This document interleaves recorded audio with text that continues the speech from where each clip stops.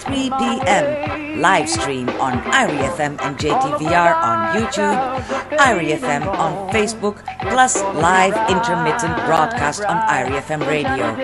Featuring Benjamin Zephaniah, Yasus Afari, Professor Rupert Lewis, Stephen Wise, Kabu Matkaru, Dr. Charmaine Gooden-Monteith, Leighton Smith, Mark Stevenson, Martin Matthews, Mick, Style Jamaica, and more. Sponsors, IRI FM, JTB, JTVR, TEF, MCGES, Fontana, and VW Investments. Poetry in Motion 2021, Sunday, February 28th, 3 p.m. Clean, intelligent fun for the entire family. Be there!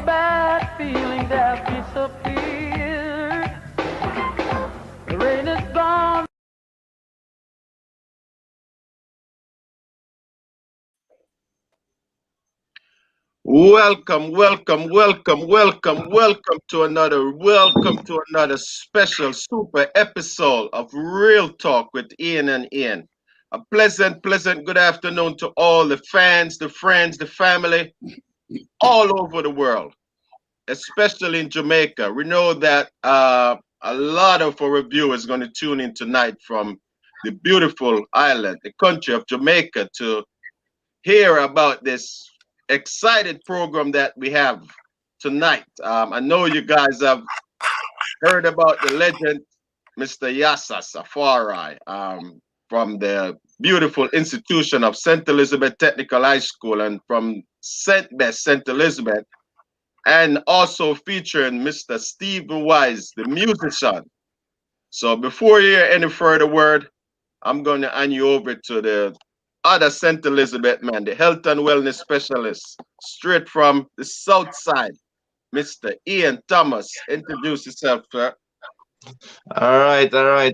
So by now, everybody should know me by now. The cricketer, statesman, real talk, Ian and Ian. All right, so this afternoon, we just want to say welcome again to all of our viewers who are watching from around the world. As we have realized, we have been reaching near and far. And this afternoon, as you can see, we have two top icons in their own class on with us tonight, Mr. Stephen Wise and Yasus Afari, who have been here on the platform before, but you wonder why we bring him back this quick. Guess what, guys? The 18th annual Poetry in Motion is just around the corner. Yasas, February 28th, right? Yes, the 28th, that's Sunday, the 28th of February. And for people to remember it easily, it's the last Sunday in February. And it's the 18th annual staging of Poetry in Motion, making it the longest running and most successful annual poetry event in the history of Jamaica. So we have the bragging rights, even though we're not bragging, but we are honored to be able to have sustained the presence of poetry. And we want to salute Amanda Garman. Today she's on the Super Bowl. She is the face of poetry globally. So it's also an honor to be strengthening poetry on that same day as well. And interestingly, I want to share something with the eye. Amiri Baraka. I don't know if you're familiar with that name. He's a poet. Steve, you might be familiar with Amiri Baraka. Yes. About a decade ago, Amiri Baraka willed, listen carefully now, Amiri Baraka willed his spirit to the black poets and black poetry of the world. And right away, I realized that it was a spiritual fertilizer, fertilizing black poetry and black poets globally. So I did an interview on JIS at Jamaica Poetry Festival 2011, where I said, we are now entering into the decade of poetry, and poetry will be the new frontier. Now, last year, Spotify declared that poetry is the new frontier, and they will start stream live poetry, which grew by 30% in 2020, and the global sales of poetry increased by 18 to 20% between 2018 to 2019. And with the advent of Amanda Garman, and with the Super Bowl appearance and gracing the cover of every magazine and stealing the inauguration on January 6th, we know that poetry is set to increase by 50 to 60% in 2021. And we are happy to be supporting the global poetry movement with Poetry in Motion, our 18th annual staging, Sunday, February 28th, live and direct from Mandeville, Jamaica. All right, Yasas. So here we have it from Yasas. But as you know, we know you bring on Mr. Stephen Wise, and nobody would have known him more than you probably, because you guys have worked together. So want you to just give us a quick overview on Steve now. We just let Steve hold the mic, you know? Right, here what happened now. There's a lady called Laloranda Robinson. She has been at Poetry in Motion from our inaugural stage in 2004, actually. And she introduced me to Stephen, knowing his quality, his international accomplishment, his standards, and she recognizing our aspirations and our accomplishment in that regard. So she think it was a natural fit, and it was only verified and confirmed when we were finally introduced. And so we are happy to be presenting for the first time at Poetry in Motion the one and only Stephen Wise, who has, he'll tell you that for himself, but I preempt him by saying, just like his first name, he has worked with Stevie Wonder, the musical wonder of the planet, and his music speaks for itself. And you can hear a bit more tonight, and certainly all virtual roads lead to Poetry in Motion on the 28th of February, when you'll see him in full stride and then proper display. And so we are honored to present here on Real Talk Ian and Ian, Stephen Wise. Sir Stephen, welcome to the platform. Yes, give thanks. I'm honored to be here. I'm honored to be a part of such an illustrious cast of poets and wise folk. You know, I bear the name Wise, and I don't bear that name to be braggadocious. It's the name I was born with, and it's something that I strive for in my life. Is that wisdom? You know, wisdom to understand what my purpose is, and to teach my children what their purpose is, or to teach them to find their purpose. You know. So yes, I'm honored to be part of this. Even though I'm a musician, first and foremost, I am also a songwriter, which makes me a poet. You know, I have not done poetry in the traditional sense of poetry, with the cadences of poets standing there and just giving the amazing prose, but in an absolute sense, because music is poetry in motion as well. And my lyrical content is poetry set to music. So yes, it's an honor, and I've been waiting for somebody to recognize that. And Yasus Afari, with his deep insight, was able to acknowledge it right away and see it right away and hear it with his third eye, or his first eye, I should say, his first eye. And so yes, I'm honored to be here. All right, well said. So, Stephen, Yasas, welcome to the program. We're so happy. We're really excited. It's an honor to really have the privilege to sit down with on another episode. With, we see you as and Yasas as our bigger brother. So, we're just happy to just sit down with our brothers and just, So, Yasas, as usual, we're gonna go back now. I just wanna talk a little history about the Poetry in Motion. Just tell us about the vision and the name. Actually, just tell us about the name. When did you actually come up with the name Poetry in Motion? When did you get the vision, and what was the mindset? What were you doing when this thing come to you and say, look, this is the name that I'm gonna use to put more poetry out and to come up with this great event. So just tell us a little bit about the history of the event.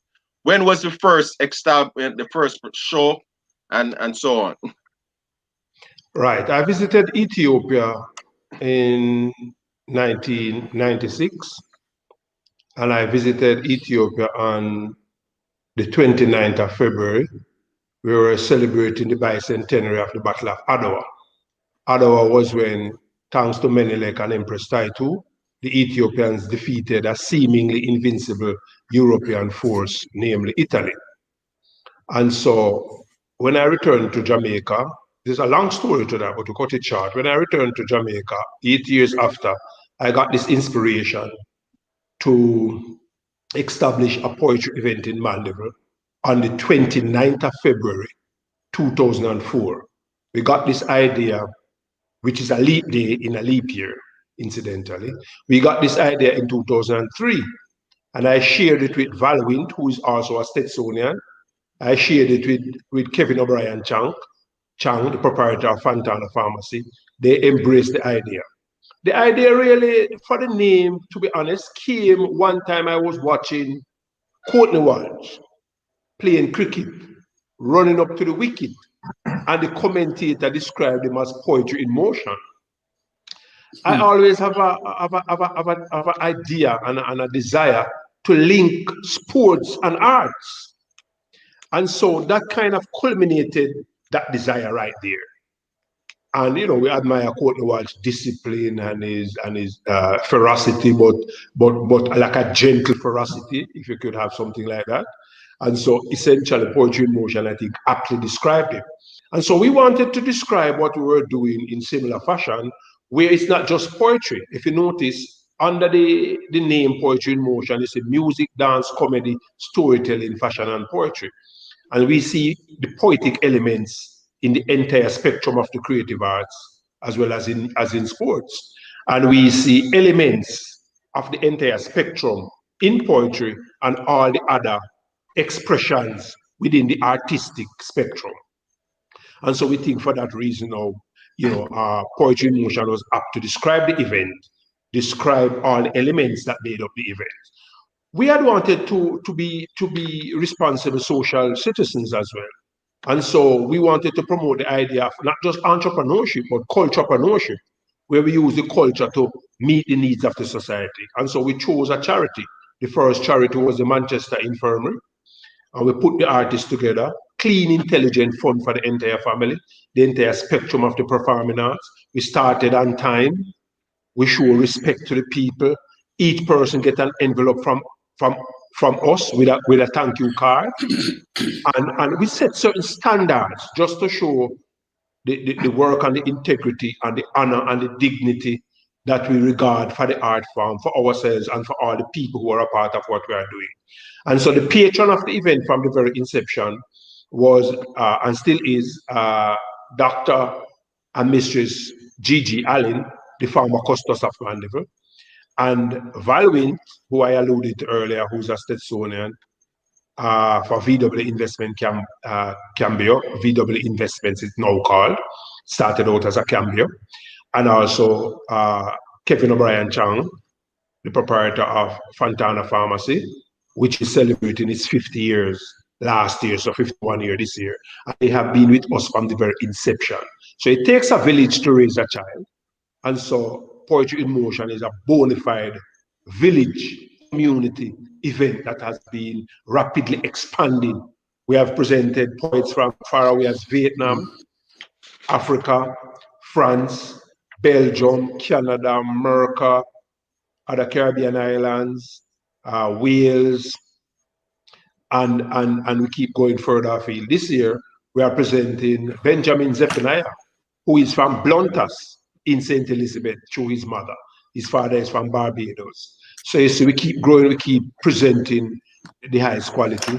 And so Stephen Wise is in good company, continue on a great tradition of excellence. All right, well said, well said. So we know that this vision here, started way back and it's continued to grow. Can you tell us a little bit about some of the past featured guests that was on the program, in the years back, so we could just get a history of the people that are tuning in, just to let them know that some of the people that's been on the program years before. If you want to mention. And so that, thank you. And so just to let Stephen know that he's in great company. We have had people like one of the greatest guitarists in the history of humanity, one and only Ernie Ranglin. We have Ernest Smith, Professor Barry Evans, who's a guitarist of himself, Michael Abrahams, Jimmy Riley, father of Taros Riley, Lana Bennett, the mother of Protege, Karen Smith, the one and only Toots and the Maytals, who trod last year, Boris Gardner, Freddie McGregor, Leroy Sibbles, other poets like Munta Baruka, we have Faye Ellington, Kabu Mahat Keru, Joan Andrea Hutchins, Namina Blackwood Meeks. I mean, the list goes on. Dr. Reese Trimble, Charmaine Goodman Teeth. We have had Capoeira. We have had Myrna Haig, Marjorie Wiley. Listen, we have Professor Mervyn Morris, Professor Edward Barr, Professor Fred Hicklin, Professor Vereen Shepherd from the United Nations. we have really had an illustrious array of people blessing and gracing our stage. We have Dean Fraser. We have really some top quality. Names speak for themselves, you know. All right. And we are truly honored, and our stage is sacred and is blessed. We have Brushy One String, so we have some novel, one away act, we have singing melody, we have Aaron Silk. Listen, we could continue all night. All right. So let me just get one more question in, since we just gotta let everyone know. So this year, the show is gonna be virtual, right? So how different is gonna be this year compared to years before? Right, good question. Interestingly, for about 4 years, we have brought in a new element called the African Bazaar. So we have Midasi bringing fashions from Africa, and we have Shelley Greaves, Alethea Robinson, and many other artisans and painters and creators showcasing the wares in the day from about midday until 3 when our gates are open. And they are still there displaying and selling the products even throughout the show. So the gates normally open at 3 and the show starts at 6 p.m. and we continue until about 9. It's normally a 3-hour show. Just sometime we go until 9:30. So this year now, our gates, well, we won't have a physical event. So the show starts at 3 and we go up until 5 so that people can get home and get off of the road before the curfew hours. So that's a change as well. And we'll be condensing the show to be a 2-hour show, so it's a shorter show. We'll have live performances from the venue. A few people will come via Zoom, but essentially most of the performances will be live. We're also having an intermittent live broadcast courtesy of IRA FM, one of our sponsors.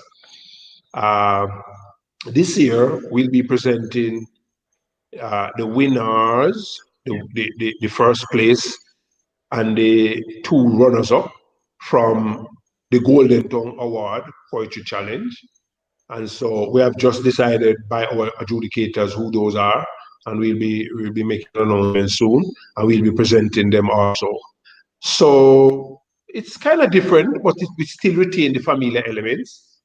It will still be clean, intelligent fun for the entire family. It will be free. It is a virtual event, but we'll still be making a donation to our charity this year, which is Friends in Need.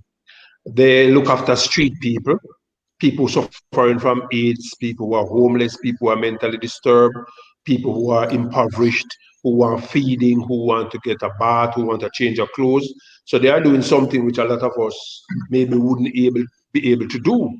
And so we support them to do what they are doing. And so we'll still be honoring that commitment. The event is free.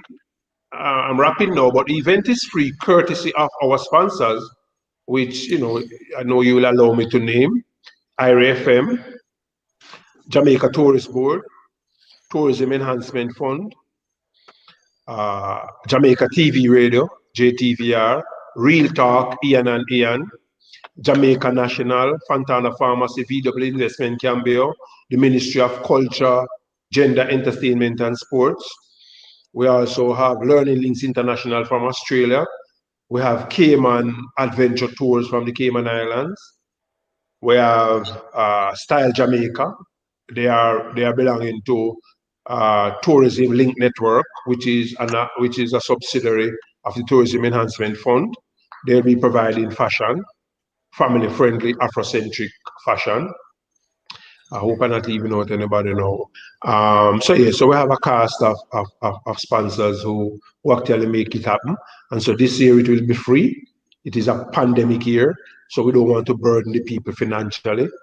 We want to use the arts and poetry to give the people a collective embrace, give them a shoulder to lean on, let them know that the music and the art and the poetry can be therapy to help you to refocus and to feel empowered and to feel confident and to go towards the future, adapting, learning, and growing. So, poetry in motion is like a social intervention, is like healing, is medicine, is how we use the arts to heal our people, to give our people hope and solace in troubling times. And so we are a dependent shoulder that you can lean on, and know we have never failed the people, and we wouldn't start now. And we are really humbled, honored, thankful, grateful for our patrons, for our performers, and our sponsors who make this thing possible. All right, well said. And that's really, really, really coming from the heart from Yasus Afari. So Yasus, one final question. I know Ian is waiting over there for you. Is there room for more sponsors to come on board right now? I would say yes, because here we know it takes a village to raise a child. People have recognized what we are doing and have been doing, and they realize that a stitch in time saves nine, and they realize how important, in retrospect, we have provided solace to the community, financial help to the needy. We have been responsible by being punctual, by doing what we say we are going to do, by being transparent and being accountable.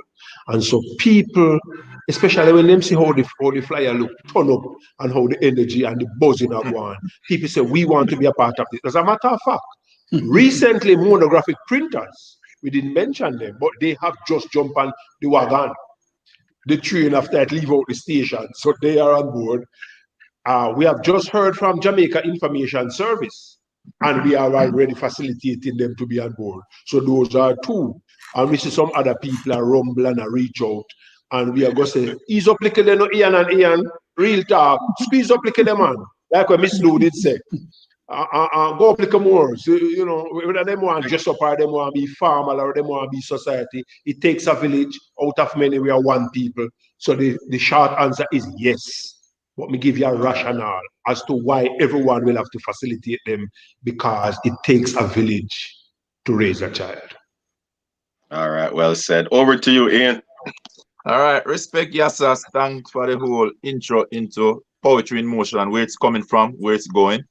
But as you know, we have on here with us the great Mr. Stephen Wise. And we know Yasas, we have had you on the program before, and we're gonna post a link for the earlier interview with you, where you were able to tell us, where you're coming from Rosal, straight into states, all over the world. We get a good intro of Yasas.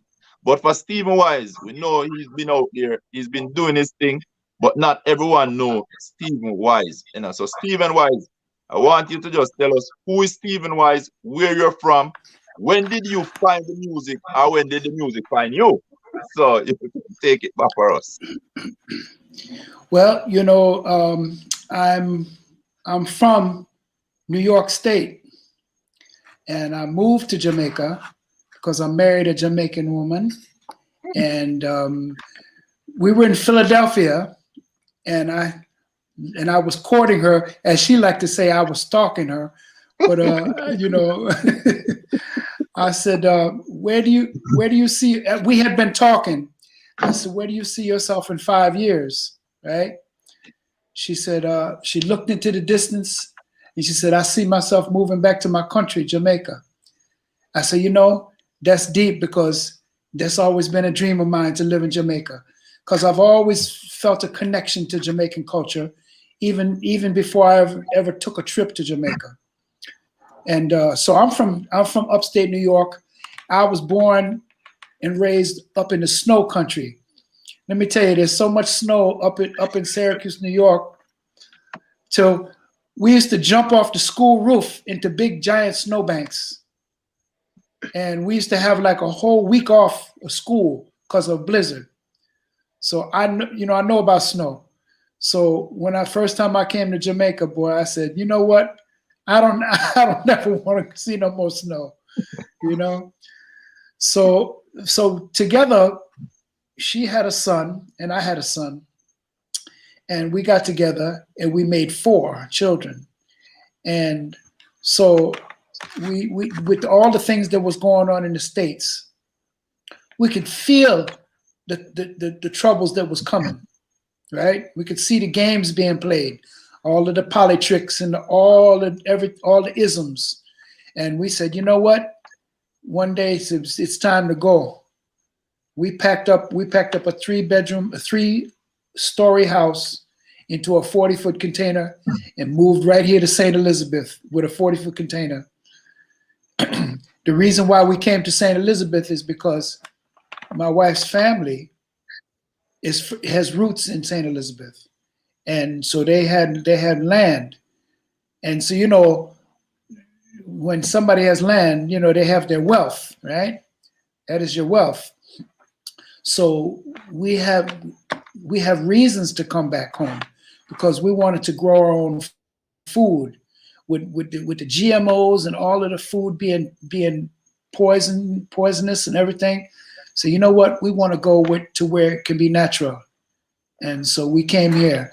And so I knew my music would follow me because that was the gift that the Most High give me.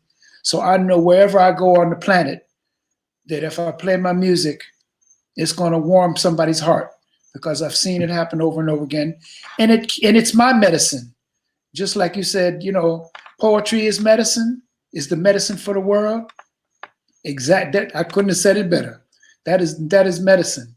And when you add the notes, the colors of the notes, the hues and the colors of the tones, right? You got a complete medicine. So I knew that you know, it has healed me. So I know if it heals me, it can heal anybody. So I chose to bring it to Jamaica, and you know, it was like going to a so-called third world country.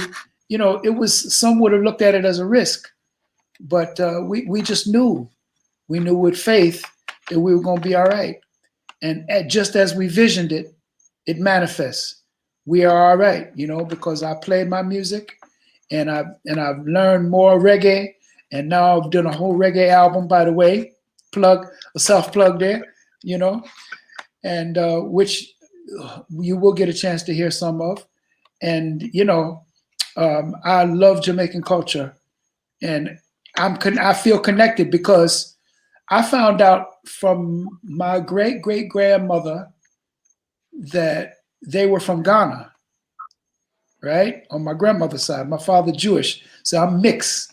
So my father Jewish and my mother's a black woman, and her great grandmother found out they came from Ghana because my great grandfather, his name was Kofi, and Kofi is a Ghanaian name. It means born on Friday, which incidentally I'm born on Friday. So it's just like a synchronistic connection, a spiritual cosmic connection that I feel with Jamaica.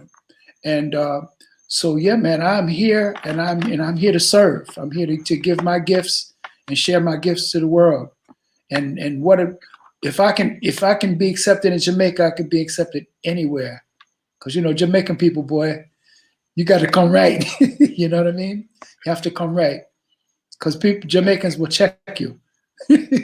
So now I can proudly say that I am Jamaican. All right, I got my citizenship. I am here.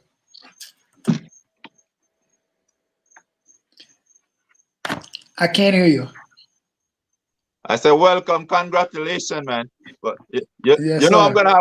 I'm gonna have some tricky question for you, but I'm gonna get over to Yasas quickly.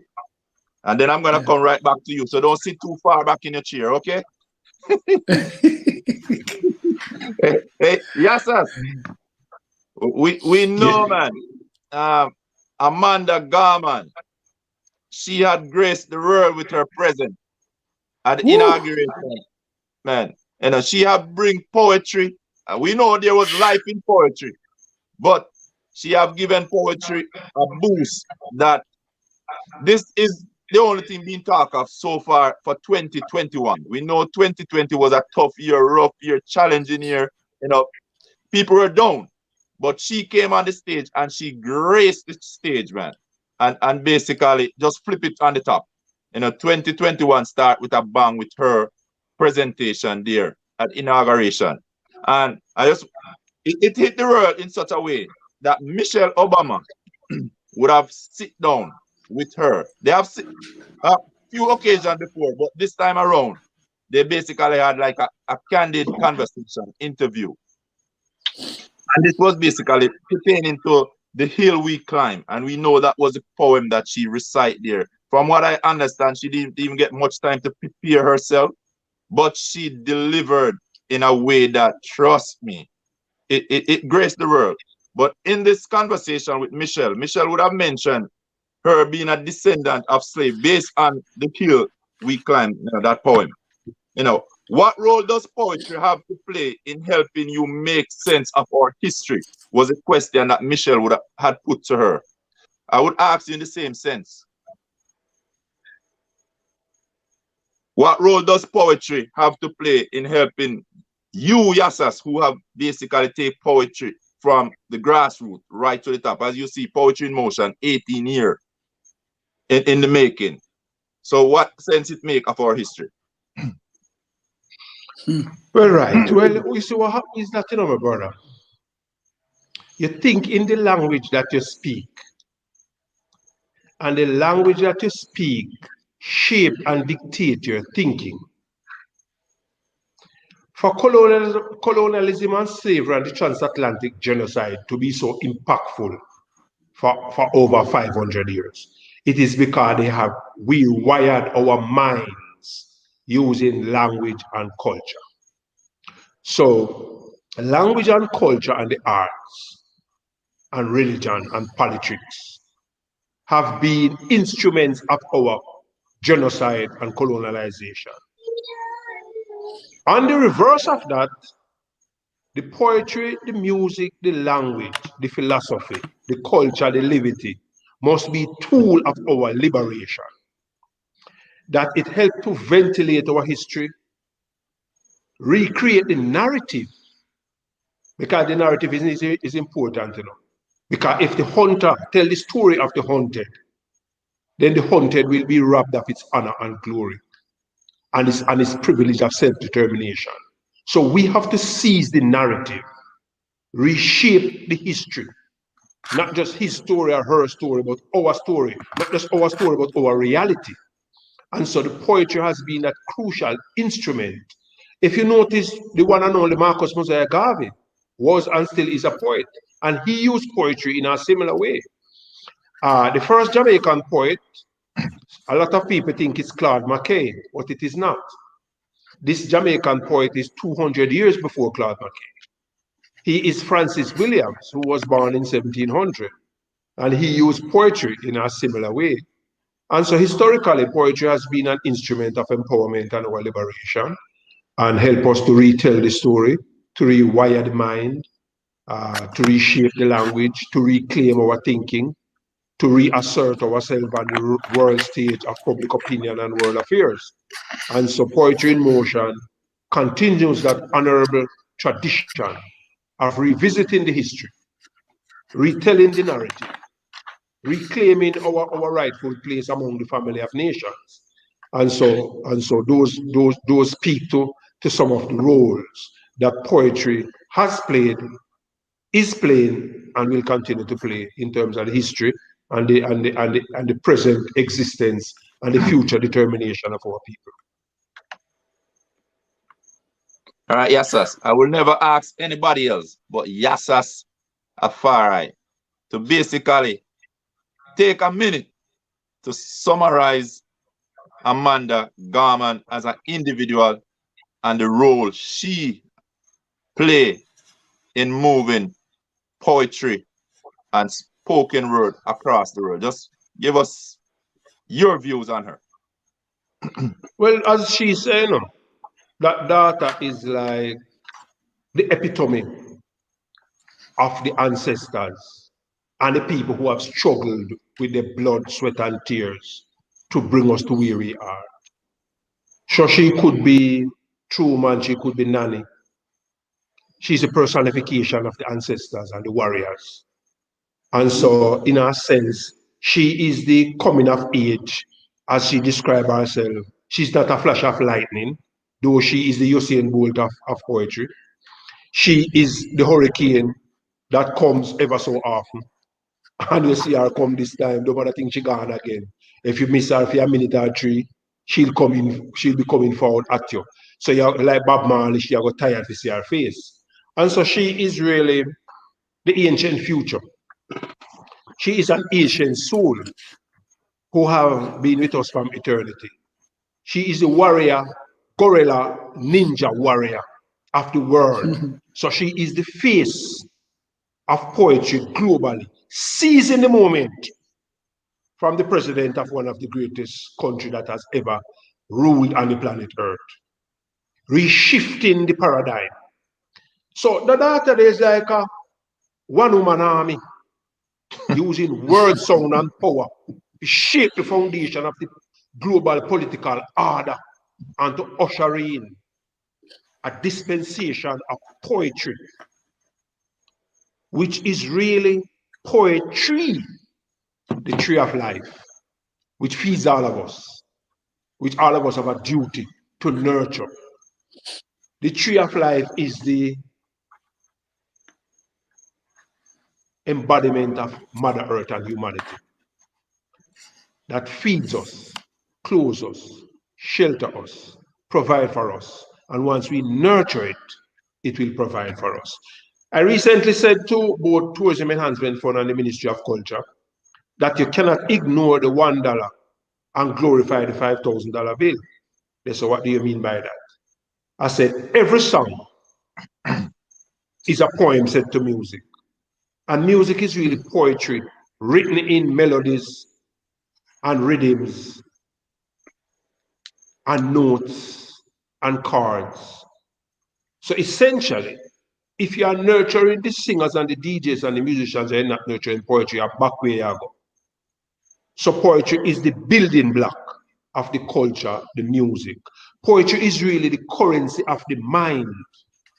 So therefore, just like how you transact in the financial sector with dollars and yen and pound, you transact with the embedded poetic retentive memory.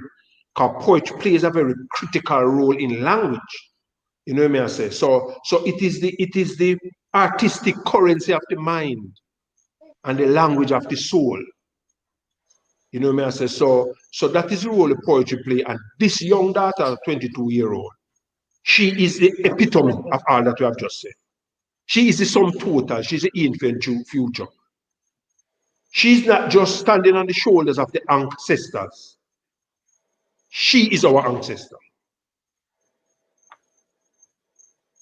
Man, I could not have summarized that any better Yes, than sir. what you have just said there, Yasas. I think Amanda Gorman will need to hear just this little piece from you, being a man who have basically carry poetry on your shoulder for years across the world.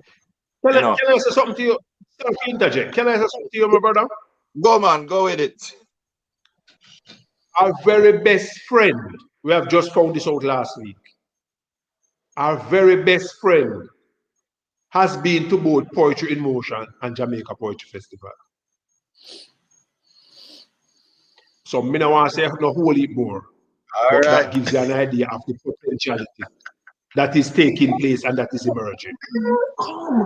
So, all right, respect. With that, I'm gonna switch this quickly back to Mr. Wise, and I'm gonna give Mr. Wise a little time to speak on the strength of a black woman. And the reason being is that Mr. Wise would have packed up everything in the US, because of the love of his life, a black Jamaican woman, having him pack up in more place and taking it to Jamaica, getting Jamaican citizen. Mr. Wise, could you speak on the strength of a black woman and just talk about your wife if you wish to for a second, just to grace the ladies. We just want to give a shout out to all the ladies and strong black women. Yes, brother, no doubt. The black African woman is the mother of creation. In fact, we've done research. We've been studying ancient histories. Come to find out that the creator is a woman, because all life comes through mother, right? So the strength of this woman that I live with, she carries the family on her shoulders, all of us in her own way. And she is a powerhouse. She's a multitasker. She's a woman that's not to be played with at all, because she thinks for her children. She does everything for the family, right? And I'm talking about strong. She's a yoga instructor. Does wellness practitioner. She does colonic hydrotherapy. She does detoxes, liver detoxes, foot detoxes, the whole nine. She does massage, and she's a powerhouse in the Treasure Beach vicinity. But she drives a bus that says Wise Wellness Center, and wherever you go, you can call it, and it's traveling on wheels. So she's a sacred woman. She was trained under the teachings of Queen Afua. Maybe you might know Queen Afua. She wrote a book called Sacred Woman, and she also wrote a book called Heal Thyself, right? And she's another powerhouse that I've worked with. I've produced all her music, and so my wife went through the Sacred Woman training, because the whole concept of the Sacred Woman is that it's the woman who leads the nation, right? And it's the woman who heals the nation, because it's the woman that feeds the family. And of course, there are some exceptions, because you got men that are very good cooks and nutritionalists as well. But for the most part, the woman, it's a matriarchal. We are bringing back, my woman is the epitome of bringing back matriarchy to the proper place that woman should be, right? So yes, I'm very blessed. I'm very blessed to have a woman in my corner who's solid like a rock, no doubt. Thank you, man. I hope your wife will be listening. Back to you, Ian. No, she's asleep. Okay. Well, I'm sure that we were gonna extend an invitation for her, because she would love to hear a word from her at some point. So we'll talk about that later on. So actually, I want to drop one of Stephen just one of his latest tune. I just love, like, he's on the beach. I know he vision him singing on the beach, and just that, back in Liquor Treasure Beach and stuff. So let's play a little clip of Stephen here before I ask another question.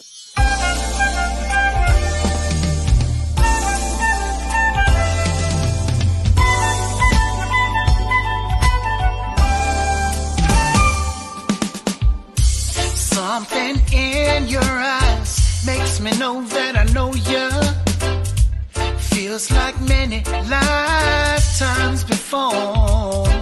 Yeah, in and out of galaxies and black holes together, down through the ages of time and more. Simply know that I love you in the deepest way.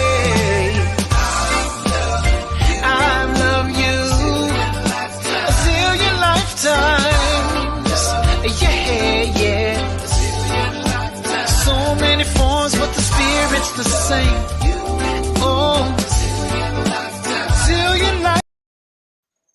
Uh, Guys, we just give you a quick minute of a little bit about Stephen, just for you to see him, performing. So this is Stephen that you just saw.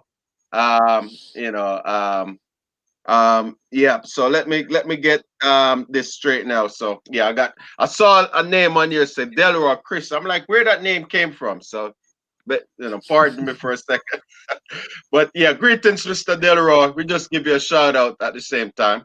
So Stephen, man, you are our inspiration. You just don't know how many people gonna watch this program that you're gonna Mm. inspire. You got people that want to move back to Jamaica right now. I talk to people every day that want to move back, and they said they're scared of the violence, and they're like, so man, so just give us a little what life is like, man. How long has you been back in Jamaica? And just say something to the people that maybe want to move back home and a little bit concerned about um, you know, things that they see on TV and the radio. Right. So, first of all, you couldn't starve in Jamaica if you tried. That's number one. Because I go out my door and I got a nieceberry tree, I have a Julie mango tree, I have a Hayden mango, I have ackee trees, I have coconut trees, I have sorrel growing in my yard, I have pumpkin growing in my yard. You see what I'm saying? So there's no way I can starve. All right, that's the first thing. So that is wealth beyond measure in itself. Um, Not to mention the vitamin D from the sun is the healing thing, the healing nutrient that most of our people need, because people that live in cold climates, right? There's health deficiencies in the black community in up in the States and Europe and whatnot that would be remedied just simply by being in the sunshine. So Jamaica has all this healing vitamin D, right? So then you've got the ability to build your house the way you want to build it. The restrictions to build your house are not the same in the States. They're gonna tell you how to do everything and tell you what you can and cannot do. Jamaica, you can build a house the way you want to build it, to so that it can suit your lifestyle, right? So that is priceless right there. Then you talk about the culture, you know, the culture of Jamaicans are very, very perceptive, right? And the craftsmanship of a Jamaican is through the roof. Like, for instance, my wife's grandfather, he was a tailor. They called him Taylor. And where can you go in the States where the tailor look at you, say, turn around, look at you, let me, and he look at you one time, he said, okay, and he come back with the suit that fits you perfect, you know? So these are some of the skill levels, the craftsmanship, the houses are, you can build a mansion for half of what you pay for a house anywhere else in the world. So, people here are chasing a ghost when they go chasing the bling of America, right? They don't know that this is paradise. But because of the programming, the people are programmed to think that something is better, grass is greener on the other side. When this is living, this is real liberty here, right? So I urge people to reconsider where they're living their life purpose, it can't be all about the money. All right, if it's about the money, get your money and come home, build it, invest in the country. It will take you further. Yeah. All right, awesome, awesome. So we're gonna switch back a little bit to Poetry in Motion. So just tell us how honored were you, and when did you first hear about the event, Stephen? How did you hear about the event, and what was your first thought when you got the phone call or you have that conversation Tell us a little bit about that. Yes. So as Yasas mentioned earlier, LaRonda Robinson, she she's known me from Treasure Beach, in the Treasure Beach area, performing, and she saw me one day and she said, you really should be in touch with my dear friend Yasus Afari, who's who's got this poetry event that has been going on for 16 years. And she described him, and I immediately knew who she was talking about, because see, Yasus, you don't even know this, but I have seen you several places talking to folks, right? And boy, you're always engaged in a conversation that I always just like, man, if I could just be a fly on the wall with this brother, because the whole vibration, the frequency of your vibration is very high, So I've always been attracted to your energy. And so when she told me that, I knew who she meant. And when I put two and two together, that it was involving this amazing, this phenomenal poetry platform. And she said, she said, you really should contact him. So in my mind, I'm like, wow, if like a dream list, if I could just rub elbows with this brother and the people that he, the energies that surround him, that he surrounds himself with, I believe that I would find a really good launching pad for my music, for my lyrics, for my message, for my messages, for my medicine, right? Because we all strive, songwriters and poets alike, strive for the world to know their work. And so, I saw it as a great opportunity to be a part of something great. Yeah. All right, excellent. And sorry to interject here, because Loranda is such an ardent supporter, rain or shine, of poetry in motion, and we see that she respects high quality. I've met her husband, I visited them at the home, so we kind of know. So once he came recommended by someone like her, who is a part of the poetry in motion family, I was happy to reach out to Stephen, and his response really confirmed the recommendation that she gave. So certainly this is just the beginning. We'll have a synergy that will grow because of the quality of the man. That is evident in his music and how he spoke just now, and of his wife and family. And these are the things that we have tried to promote, not just talking the thing or singing the thing or chanting the thing, but bring it into practice, make it become a livity. It's clean, intelligent fun for the entire family and the entire community. So we want to, as the man said a while ago, heal the people, empower the people, uplift the people, raise the frequency vibration of our people. And he's a frequency raiser himself, and a man who practice the positivity, in the music. So it's fit like fingers and gloves. All right, well said. So I'm going to interject this question now, Yasas. We are 21 days away, right? We're the 7th right now. We have 21 days to go.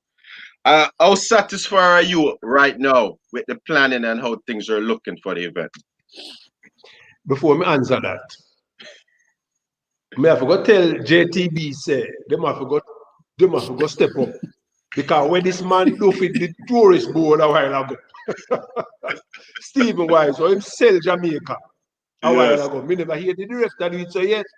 I'm here talk to Honorable Babs Grange as well. You need to listen to what that man say. And all the other government people, Ed Bartley, who are my brethren, who have to send that clip to you. So in other words, now the preparation start turn up, because you see, that's what we want to do. We want to put Jamaica forward, no matter how much people them killing at the last month. We know how much people hold a grandmother hand and carry her across the road. That more than the amount of people them kill. We now go brush that under the carpet, but we have to accentuate the positive, because energy flows where attention goes. I'm going to repeat that. Energy flows where attention goes. So we have to accentuate the positive. So in terms of the preparation, my brother, what we are doing now is a part of the preparation. We have everything in place. We're fine-tuning the thing, crossing all the T's, dotting all the I's. We have a tremendous response from traditional media and social media platforms, similar to what you are doing here with Real Talk, Ian and Ian.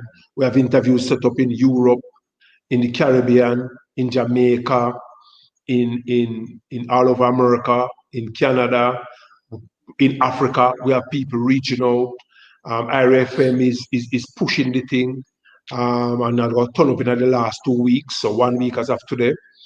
They're stepping up several notches. And so the preparation is quite in place. We are very heartened, very happy, very delighted. Our sponsors and partners are delighted as well and are energized and motivated. And our performers couldn't do it without them, energized and motivated. It's a good look, as they would say in the Jamaican parlance. It's a good look. And we are all set, we are all poised to deliver the best yet. We turn we hand make fashion because we are Miss Lou Picnic. And so with all what happened now, we adapt, we navigate the learning curve readily, and we are use now this negative situation to convert it into a positive situation so that you can stay home. If you want, you can cock up your foot in your jacuzzi. You can stay in your bed, in your pool, on the veranda, on your balcony, in your kitchen, with a drink, with some nuts, with some food, with the family, and take in poetry in motion, free of cost, clean, intelligent, fun, medicinal, healing, and therapy, a collective embrace, a secure shoulder to lean on. So we are preparing to deliver all of that, plus some more. All right. And this lead to a very, very, very important question because you actually have host the Jamaica Poetry Festival virtually um, early on last year, and that was a success. How much that have helped you? You know, how confident and how much that have helped you now to bring your program this year in 2021. You know, from what you have been through, you know, since it's going to be virtually and things are going. And I know that people out there that want to keep things. And just tell us how much would you recommend somebody, you know, even other musician and people just waiting for things to come back to do some more virtual events. Well, brilliant question, my brother, and brilliant connection. What happened that is that, Jamaica Poetry Festival had its 10th annual staging last year. So people are saying, boy, 1 year now go kill you. Let's postpone this up my cancel it, no man. And me no believe in a no retreat and no surrender. Yeah. And you see, me have a mandate, so we want to keep the thing going. Consistency is one of my attributes. Continuity, connectivity. And so me just decided and say, yo, the thing have to go on. We have a saying, the show must go on. Me learn and tour with the group Black Uhuru. Them man they let a feed them song, no matter what, even if the sun drop out of the sky. Once you are alive, the show must go on. And so what I decided to do is turn it up couple notches. And so what happened is that when we see that and we say, you know what is true? Since it's the 10th anniversary, we're going to draw for poets from 10 countries. And so I reached out to my network in Iran, South Korea, Botswana, Netherlands, Canada, America, England, Barbados, Trinidad, and Jamaica. And so for our 10th anniversary, we featured poets and performers from 10 countries. I approached the RGR Gleaner Communication Group. They reciprocated with a warm embrace and they loved it. And so we streamed live from the big studio at TVJ. First in the history of Jamaica, poetry was streamed live on television on JNN, Jamaica News Network. And so we made something unprecedented and historic happen. And we had the performers from different linguistic groups, religious groups, timelines, cultures, and we came together and celebrated Jamaica at the 10th annual staging of Jamaica Poetry Festival. We shape the poetry world. I know the Minister Grange won't mind me saying this, but the Ministry of Culture, Gender, Entertainment and Sports sponsored the event 3 months after the staging. So you know what that means to it? The good minister said, listen, we book with two. We should have did the upfront with this event here. So we just want to support the gesture and support what they are doing, even retroactively. And so this year now, they made the connection. The minister herself invited me to put something forward to her. I'm going to do it this within an hour of her saying the word. And by a couple of days after, the Ministry of Culture came on board. And so what we did last year resonated and continue to resonate. As a matter of fact, we have been given an invitation to come to Iran. And several other things happen. We have been given an offer by the government of Wales. So we are doing an event in March as well as in May, coming out of this and giving those people the confidence, just like we were given the confidence by what we were able to do in quick time. I mean, we are getting some support from NCB, and one of the managers of NCB told me that they were so impressed by what we were able to do with Jamaica Poetry Festival that they want to support us in some ways, shape and form. Them hands full. Them are dealing with the education sector where them giving tablets to children. But based on what we are doing for the family and the Jamaican community, they decided to give us a gesture of support. So it gave us confidence. It gave our sponsors and partners confidence. It gave other performers confidence who know that they can do it similar to us. We have a niche. Other people have a wider mass market, but they are learning from what we were able to do with our niche. And the fact that we were able to bring some more sponsors to the table, both for that event as well as Poetry in Motion. So that's a template that other people have followed and are following. And it's also a template that we are duplicating for even governments and corporate entities, both here in Jamaica and elsewhere. Well said, well said. So I know that we know the viewers going to be watching this year. If they're not watching it now, we hope that they look at it tomorrow or the day after tomorrow, or next week. So we just I want to give a little some information, some public information out that already is out, but we just want to make sure we get this in for the viewers that listening, because we want the network to know what network you could find the event on and all that. So I'll give you a little information. Senyako Medutainment presents Poetry in Motion 2021, the virtual edition, Sunday, February 28th at 3 p.m. Live stream on IRI FM and JTVR on YouTube, IRI FM on Facebook, plus live intermittent broadcast on IRI FM radio. Featuring Benjamin Zephaniah, Yasus Afari, Professor Rupert Lewis, Stephen Wise, Kabumat Karu, Dr. Charmaine Gooden Monteith, Leighton Smith, Mark Stevenson, Martin Matthews, Mick, Style Jamaica, and more. Sponsors, IRI FM, JTB, JTVR, TEF, MCGES, Fontana, and VW Investments. Poetry in Motion 2021, Sunday, February 28th, 3 p.m. Clean, intelligent fun for the entire family. Be there!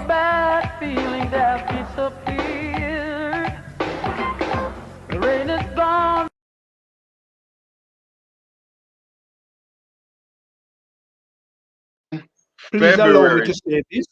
We have additional sponsors like the Ministry of Education, Ministry of Culture, Gender, Entertainment and Sports, Real Talk, Ian and Ian, as well as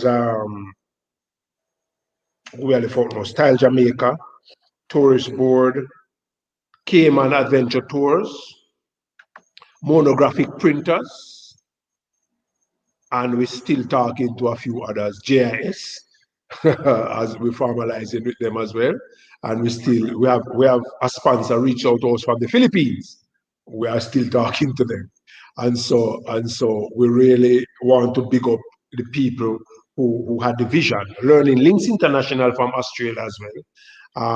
And Professor Jeff Palmer from Harriet Watt University, Edinburgh, Scotland. He has always given us some gesture of support, as well as we are thanking the different media outlets, not just IRFM, but all the media outlets, both here in Jamaica and across the world, and the Poetry in Motion family, our patrons in Mandeville, the municipality, the police. It takes a village, the Seniacom entertainment crew and team, our security people, we all come together and make the thing work. And we're happy. We want to take this opportunity also to welcome Real Talk Ian and Ian, who was one of the very first sponsors who committed themselves to this venture from even 2020. Learning Links International from outside of Jamaica, they were one of the first as well. And as well as Fontana Pharmacy and VW Investments, they have been with us for 18 years. So it's a genuine community effort. Let me tell you something about this event. And you can ask Laranda Robinson if you think I like Kofi wise. Me kind of baptize you with a new name, You have no. The poetry, the people who know of Poetry in Motion and support Poetry in Motion, they don't say Senya come or Yasas show, they say our show. We did this right. We could improve this. We are proud of this. We must do this. We must do. We have. We.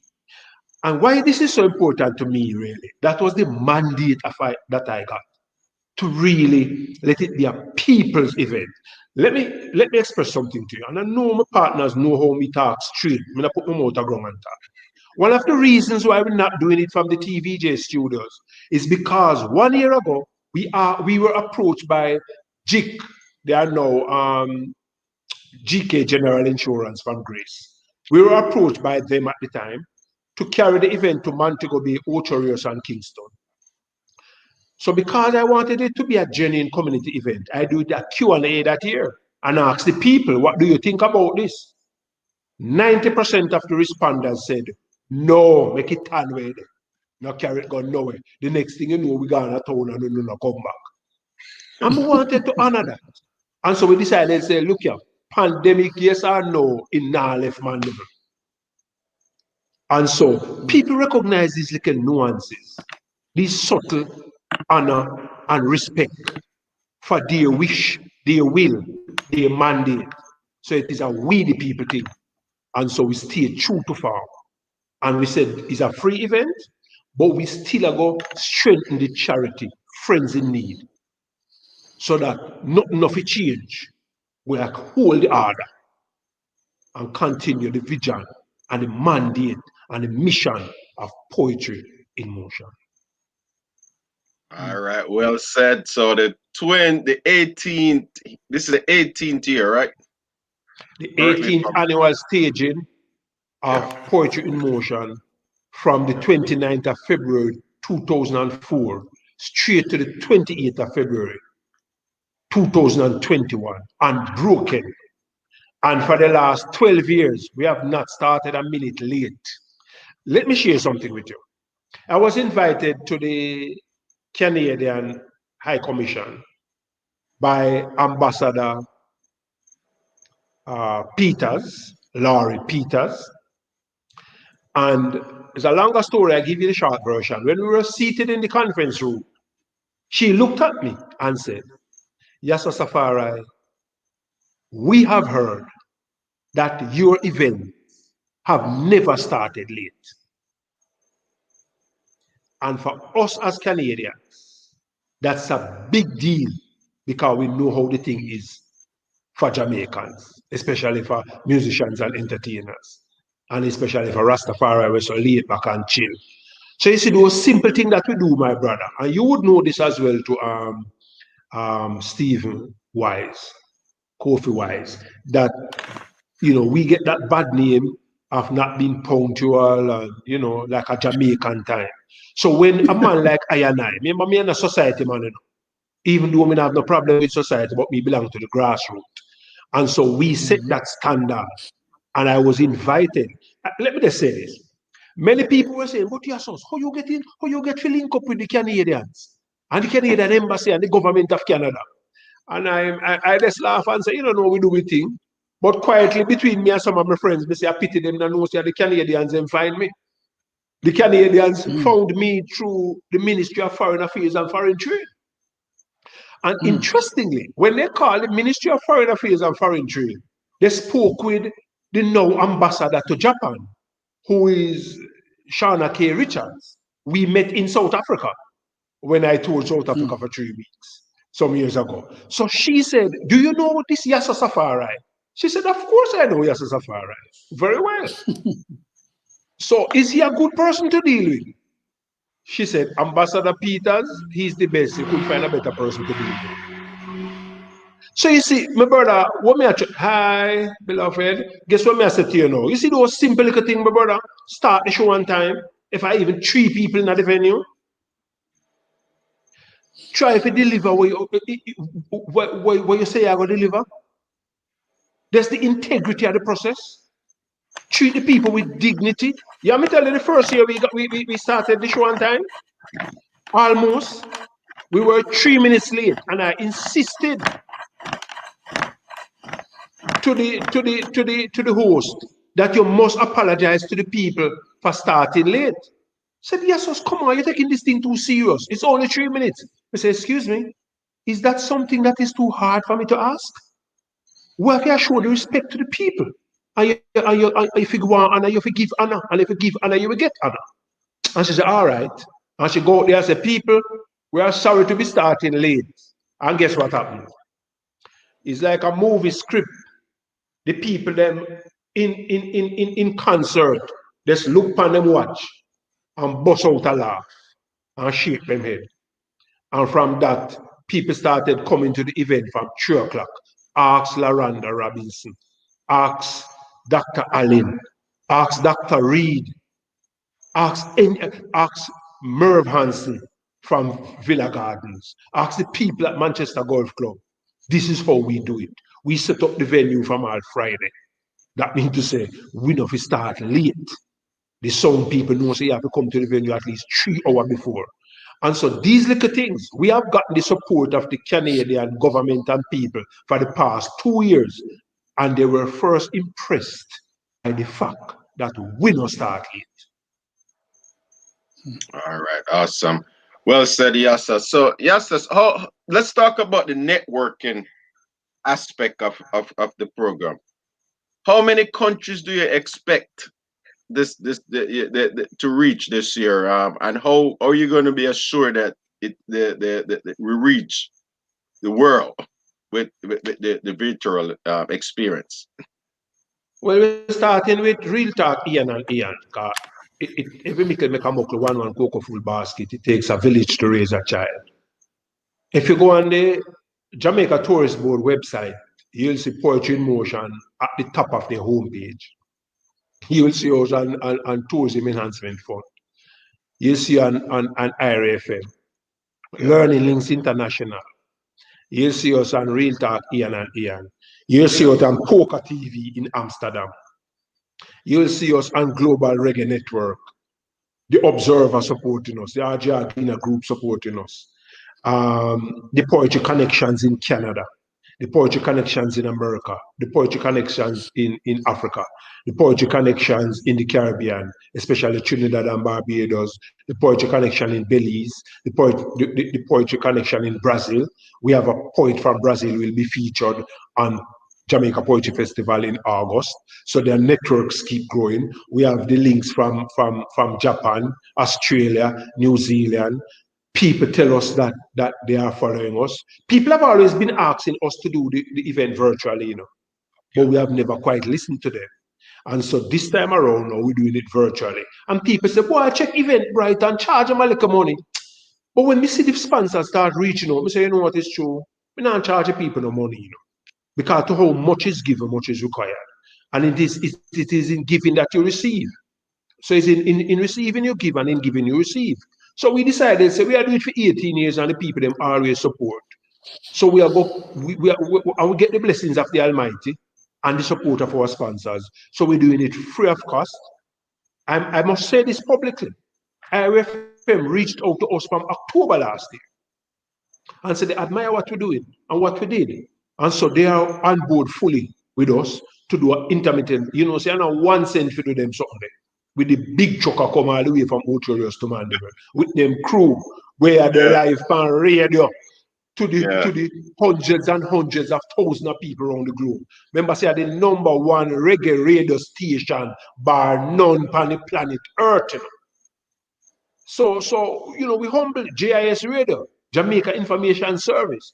They are on board, giving us publicity support at no cost as well. And so the network is there, my brother. Give thanks to the effort that we are doing, but the generosity of spirit of our sponsors, our media partners, our poets, and our network of people, both poets and musicians and artists and publicists and cultural practitioners and educators around the globe. The word is getting out. There's a buzz on. It's a good look. There's an energy building. There's a flow. There's a full anticipation and for people who want to full take in the event. We're getting links from diplomatic missions all over the globe, from Zimbabwe, Durban, Pretoria, Johannesburg, Tokyo, Osaka, Wellington, Christchurch, Toronto, Nova Scotia, Florida, Carolina, all New right. York, Big up, big up. UK. May I tell you, we give thanks and All we're right, looking all right. forward. Well, I must say that I just want the audience that gonna be listening to just to know, and I'm gonna get one more question in to get Ian back here to go over some other stuff. But so for you, Yasas, as the event promoter, um, what do you want your audience to get from this year event? What you wish and you desire for them, everyone going to be watching and tuning in? What you'd want them to get from the Poetry in Motion 2021? Me no mind the individual credit still, but me no want to be dishonest. It's Okay, really senior come entertainment promoting the event and producing the event. I'm a principal owner of that entity. However, it's a team, who want big up to our production manager, IG. People are part of a marketing team. And the network of sponsors. We don't just ask people to sponsor the event, we ask people to be partners with us. So the people from the tourist board and the tourism enhancement fund and the other people, they're chipping in and helping it to work. So yes, I don't mind being the captain of the ship, but we have a crew that makes the thing happen. What we want them to get from Poetry in Motion is that what they have always been getting, that intimate audience that we have, a couple hundred people every year. We want them to get clean, intelligent, fun for the entire family. The pregnant woman, when I give birth, yet to have a baby inside her womb. The woman will come with her baby in her hand. The granny will come in her wheelchair and her walker. Because we have these people now. The youth, them will go high school. The youth, them will go prep school. The street people. We see judges in our audience regularly. We see doctors, we see nurses, we see bankers, we see police officers. We see entrepreneurs, we see business people. We see politicians, Bunting, Ardley Shaw. We see athletes. We see public personalities. We want to bring unity to the community. So we want to unite in action and positivity. So we want them to get all of this clean, intelligent fun in an atmosphere where you can feel comfortable with your granny, with your granny, with your boss, with your employee, with your white friend, with your black friend, with your Muslim friend, with your Rasta friend, with your Christian friend, with your atheist friend, with your Jewish friend, with your Baha'i friend. Me no matter where you want to be, from blood running in your vein and you breathe the breath of life. We want poetry in motion to make you feel like you belong. Because we say a one earth, one love, one humanity. So we want poetry in motion to remind you and make you feel like you're a part of one earth, one love, one humanity. Clean, intelligent fun with clean out your ears. The mental wax in your ears make your head so stubborn. Wash out your eye, make you see clearer. Clean out your nostril, make no COVID virus can harbor in there. Clean out your mind, make the bad mind and the corruption and the desire for the wickedness come out of your mind. The spirit of disunity, we want to exorcise you and cleanse you of that. So we want poetry in motion to be that therapy, that balm, that spiritual mental baptism will help with a better navigate the day-to-day challenges and struggles we have as a people who have been crucified and buried on the cross of slavery and colonialism, but a people who are resilient and who refuse to surrender, who refuse to give up. We want people to get strength and power and inspiration from poetry in motion to make you go away from the event better than you come out to the event. I want to share something with you. You see, Poetry in Motion 2020 is one of the last public events held in Jamaica, the 23rd of February last year. The country was locked down about 2 weeks after. Did you know that rain started to fall in Mandeville 3:30? The gates never opened. The gates opened at 3. The show didn't start until 6. But rain started from about 25 minutes to 30 minutes after 3. People started saying to me, boy, look like the show now go happen again. Look like if you go cancel, boy, the show get washed out. Me say, brethren, me no fall rain, you know. And the Almighty God fall rain. And me convinced that the Almighty God work me I do. So if God want to wash it out, no God problem that, man. Me no business with that. If John want the show to happen, me no want it happen either. So let's relax. Me personally think say John is a cleanse the heavens to make the vibration transmit cleaner. And me I tell you, one of my worker, trooper from Georges Valley up to the other day and call me and say fireball, the I think no normal, you know. Cause it's coming like say within half hour, the car park crack. It's like the rain put on brakes. And the rain didn't stop fall until 7:35 after the intermission. And we had standing room only. Dr. Michael Abrahams, who was on the event last year, called me from Clarendon and said, Yasus, no feel no way, you know, I have to turn back, you know. He said, turn back? What do you mean by that? Him say a man running a vehicle and him now no back windscreen. He said, my brother, I'm so sorry to hear that. But no retreat, no surrender. May I go clear the garage for you and make sure so when you come, you reverse inside the garage. And if we mean say we have to transport you and your family back to Kingston, we are prepared to do that at our own expense. No retreat, no surrender. Like I hear and say, boy, you know, easy, you know, me on my way. And he came in the intermission. We make some adjustment. We send a message to Dr. Leakim Simaj, who was hosting the event. And we asked him to move his vehicle because he was in the garage. And we make the adjustment right on the feet. And Michael Abrahams performed. The rain stopped fall after that. He was able to drive back into Kingston. So you see, my brother, why we take the time out to say things like this? You know? That resilience there, tenacity, nah give up, no retreat, no surrender. Make it happen. Don't take no for an answer. Make the thing happen. Make it work. We are people, we must overcome the challenges and the difficulties. We are setting that little example in our limited way. And we hope that other people can draw inspiration from it and be as forceful and assertive to make things happen and be the change that you envision.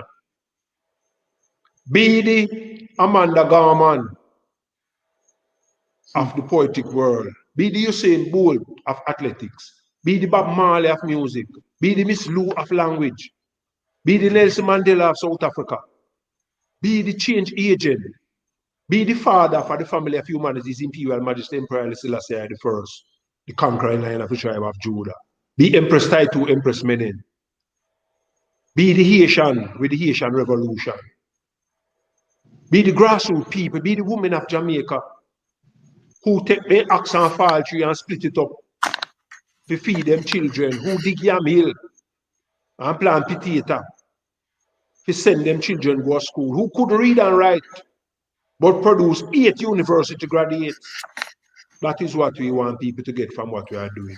Big up yourself, Delra Millwood. Big up yourself, Onika. All the people listening. States family, now the Fort Manon or Hampton. University of Technology, now the Fort the University of the West Indies, now Chartwood, Michael, Church Teachers College, Bethlehem. We want all of the people come together. Support what you're doing, support what you're doing. Lift up Jamaica, the world cultural superpower. The only 4 culture that has impacted the prevailing culture of any civilization bar none. Big up Arville Henry linking us from the Philippines. He's on screen right now in the chat. Real talk. Arville Henry linking from the Philippines. So you know, so the thing not normal. All right. Love the energy, Yasas. Really love the energy. And as yeah, man. And as Gary said, motivational and inspirational. I tell you guys, we could not bring on no one else this afternoon that would bring the energy, like bringing on Yasas alongside Mr. Steve Wise. And you guys can see what, just a little fraction of what is to be expected at Poetry in Motion, because both men will take the stage. I don't hear Yasas talk much about yours. Steve Wise, I say, guess what? We have a day on stage. But guess what? Both men will take the stage and we can just listen from the way them talk. That guess what? The man are real man, them real talk. So guess what? Ian T. Sorry, the Ian, E.T. Extraterrestrial man. Look here. When you say a while ago, you never in another event the physically yet, but you're very perceptive. Because you see the energy of Poetry in Motion, it almost tangible, You can almost touch the vibe with your hand, It's so solid. It cannot be explained, You have to experience it, The love, the camaraderie, the oneness, the vibes, the sense of belonging, the sense that you're important, you're smarty picking it up. You rub shoulder with all the man, you say, and the man are there, this event, and everyone coming like a oneness, no little insulation, no little attitude, there's a oneness. It's a thing where it touch your heart. You know what I say? It make you can't wait to come forward round again. You know what I say? It's that kind of vibe there. And everyone, here's Poetry in Motion set up now. You have a hardcore in the center, where them people they never miss one. Never miss one. And I'm proud to say it. You have some people say, boy, I'm go one me miss and I told me did have to go a foreign. I told me did meet in an accident and we did the hospital. And when they bring the person here come now and them come back and they say, look here, we now stop come. And so you have a revolving crew where always some, them they are Jamaica for the time. My brother called Afro. Some people call him Melly. He just started coming to the event 4 years ago. And him adjust in time. He used to come Jamaica December and leave early February. Him leave early March now. Him bring him wife. He's a man when he buy a ticket for 10 and friend them a couple car load of them just come. Last year we presented Icon. You know Icon from the Jamaicans. And the man did such a wonderful show. The daughter who you see did the advertisement a while ago. She did it from Amsterdam. Wow. She's a TV host in Amsterdam. So it's a journey global network, making the thing work. And so this is the kind of vibe you get at Poetry in Motion. You feel like you're something bigger than even the space where you're in. You know what I say? You see people from different parts of the world at an event. You have a couple of hundred people in there, but you see Chinese people, you see Indian people, you see white people, black people just like a Muslim, you see a couple of Rasta people, you see Garvey-eyed people, you see different people, but everyone, you see beautiful people, you see people who are just to push foot. Because it's an elegant event, you know. So you see, even though you go there, your yard, people are going to dress up same way. Even for your jacuzzi in there, you go take out your best bath suit. And you go, if you go drink some champagne, you go take out the crystal them. Cause poetry in motion, man. We have put the best foot forward. You know what I mean? I say, and if you eat some fruits, you go make sure it's the favorite fruits. And you go make sure say, yeah, you drink some water, your nicest glass you take out. You eat some food, you dig deep in the buffet and take out the thing. And you know, say you and your family, just like your daughter there in your lap, you hug them up and say, yeah. And so that make you feel family, belonging, important, valuable. That poetry in motion bring. And when the thing virtual, we no matter because we are spirit people. That means to say even if we're not physical, we connected spiritually, connected mentally. You know, we have the poetry in motion on the 28th of February from 3 p.m. to 5 p.m. We have built a mental satellite. Yeah. We're going to broadcast and communicate around the world and lift the frequency vibration of humanity. You hear that? All right. Hey, Yasas. Yasas. What? Yes, Me and you tap into the energy, you know, because you basically take on my next question. Me have asked, but me have asked because Steve Wise have to answer to. But I yes, tell you, come in, Kofi. No, we're not ready. Me soon give the question, but me assure you, say you tap into the energy so much that you almost walk into the question. Because the next question I had in mind is that both of you guys, you know, because you see which I was getting there, that both of you guys will be on the show. Both of you guys have traveled and performed all over the world.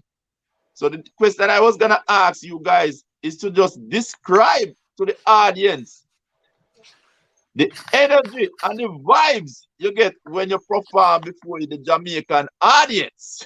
So we're going to start with Stephen Wise. Just give us, because you're a man where travel from out of New York, pack up your thing and go to Jamaica, go live. Tell me what going down there. Man, I tell you, it's an amazing thing to perform and to watch the energy level of different people around the world.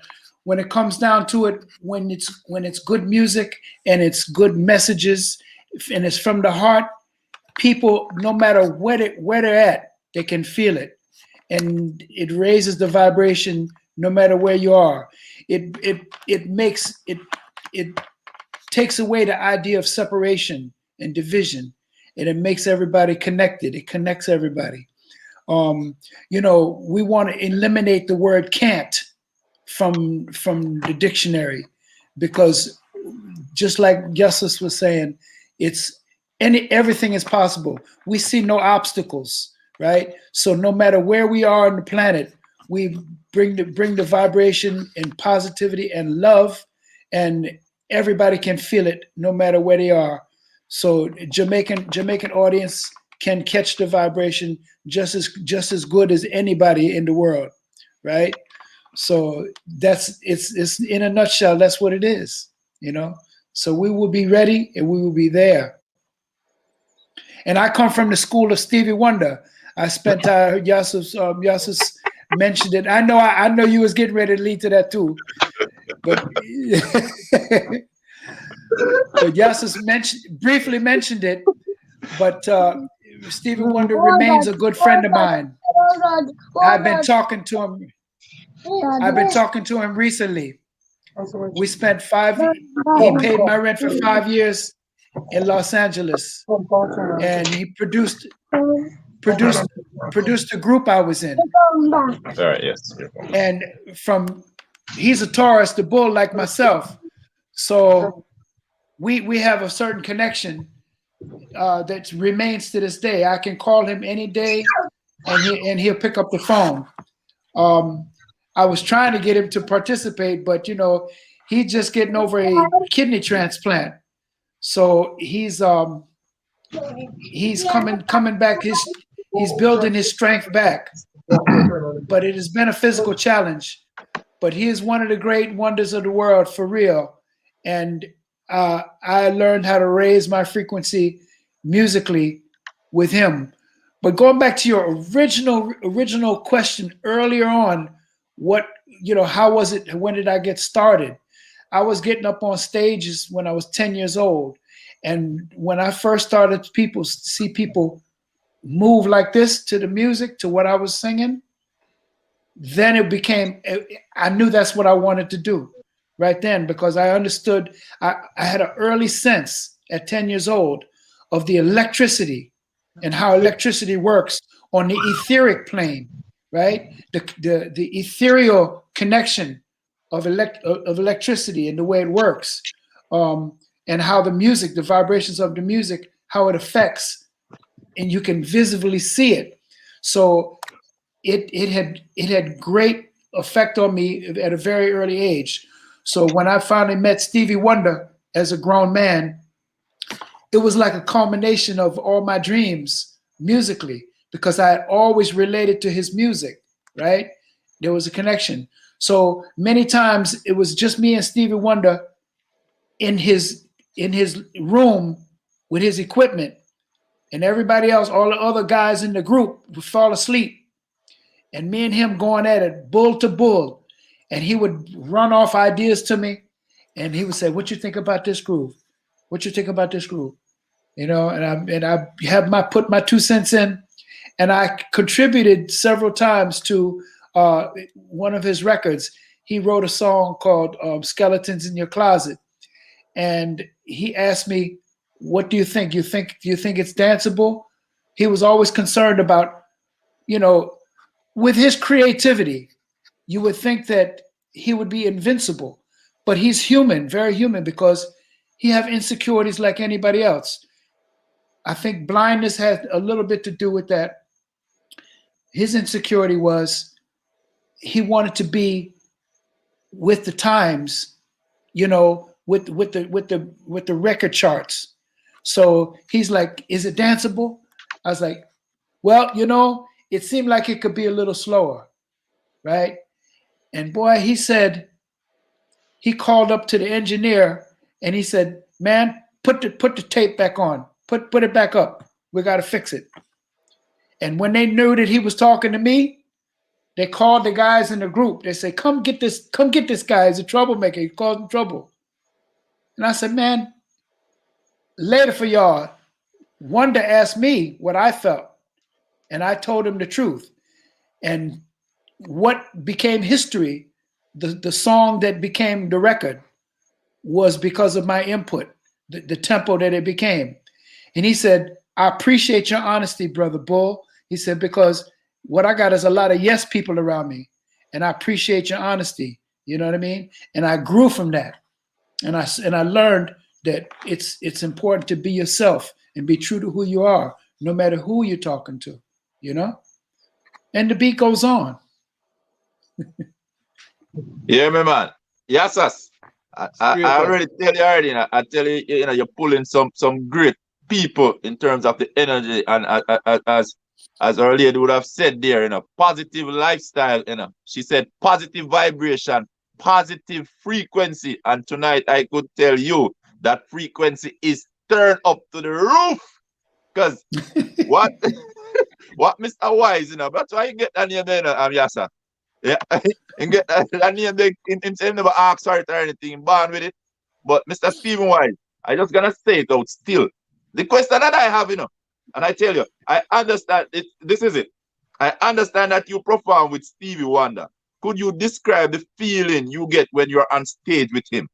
I never asked you the question really, but you have painted Stevie Wonder as a brother, as a real man. But if you want to touch anything on it, you can, in terms of stage. Well, here's the deal. Steve answers, he gets to find out through the grapevine. Says Stevie wonder how Steven so wise.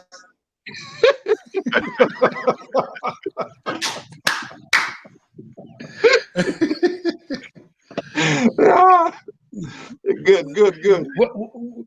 Well, I have to be very honest here, right?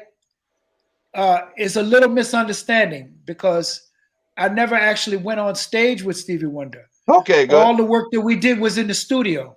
Yeah. We were in the studio together. And let me tell you something. This brother, the way he reaches, He's a perfectionist, and he reaches deeper than anyone I ever met for his ideas. Okay, like I remember he did a vocal. First of all, we did a background on the record. Me, Boys to Men. You remember the group Boys to Men? Yeah. Right. Cannot forget. And two other people that was in my group. So we're all singing the background on the song, the title track of Jungle Fever, the movie soundtrack, Spike Lee's movie. And we're in the studio performing. And boy, we were there from 9 o'clock in the evening. And about 2 o'clock in the morning, we're still trying to get this part right. And he's listening, he's in the control room and he's listening. Say, yo, man, go back and try it again. By 3 o'clock in the morning, we got it right, and it went on the record. It went on to become the big hit that it was, right? So, but I saw him. I was in the studio when he was performing a song, recording his vocal to complete his album. And I mean, in one take, what he did, the finesse, the vocal finesse that he used, and the incredible, his riffs and the sweetness of his melody was only a performance that we dream of doing. He came out of the studio and he listened back. He said, all right, let me go in and try it again. We all fell on the ground because it was like the take of life. And we were like, he wants to try it again? What? Why? You know? He went in and he reached even deeper. And we were just blown away, you know? So he's truly amazing, you know? And I learned so much from him. I got a little clip here. Let me show you a little clip here with Stevie and the two greats.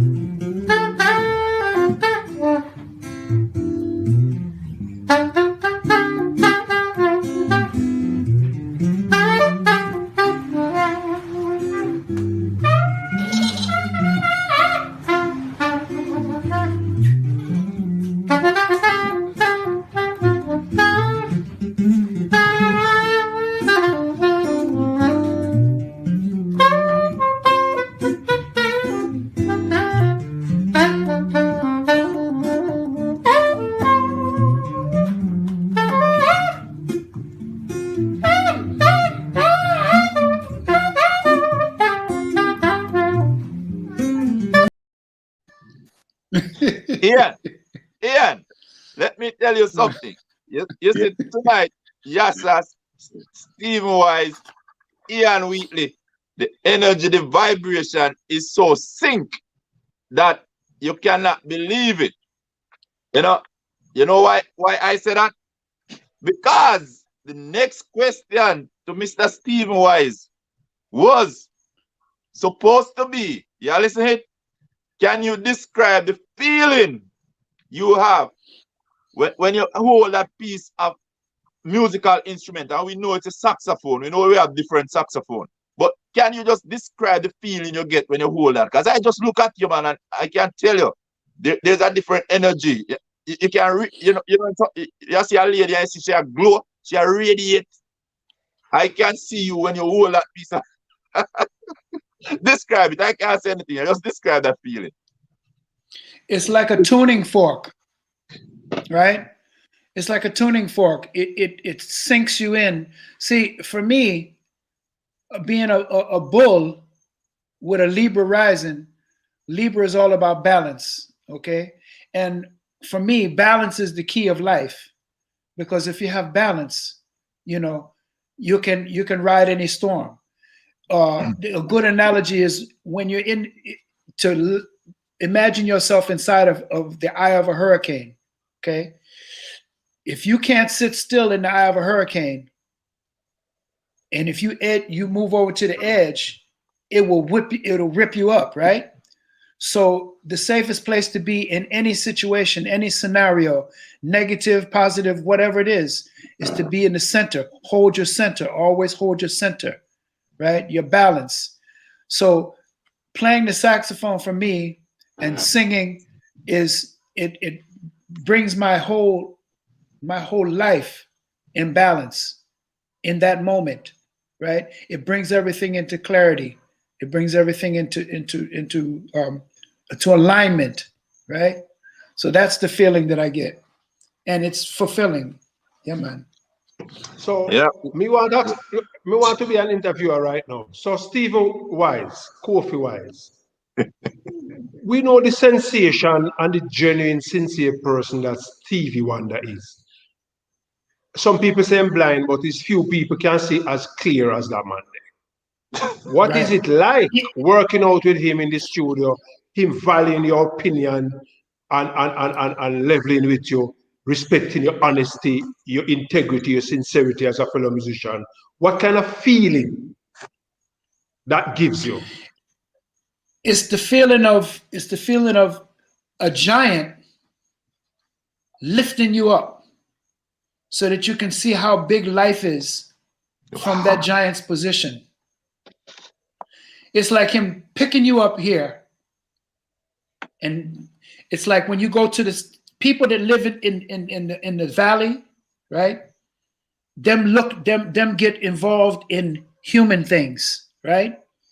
But as you start to climb a mountain and you get to a certain level, you start to see over the people and you start to say, wait a minute, you know what? Life is bigger than what them talking about, right? And then when you get to the top of the mountain and you see the whole world, then you have reached a pinnacle of life, and you see, you can really see, you can see the bigger picture. That's what it's like when Stevie Wonder give me the acknowledgement, and him listen to my ideas, and we trade ideas, and I see him smile when I play a certain phrase or certain note or certain riff, and he smile and he start doing this. When he start doing that, you know that you're feeling something, right?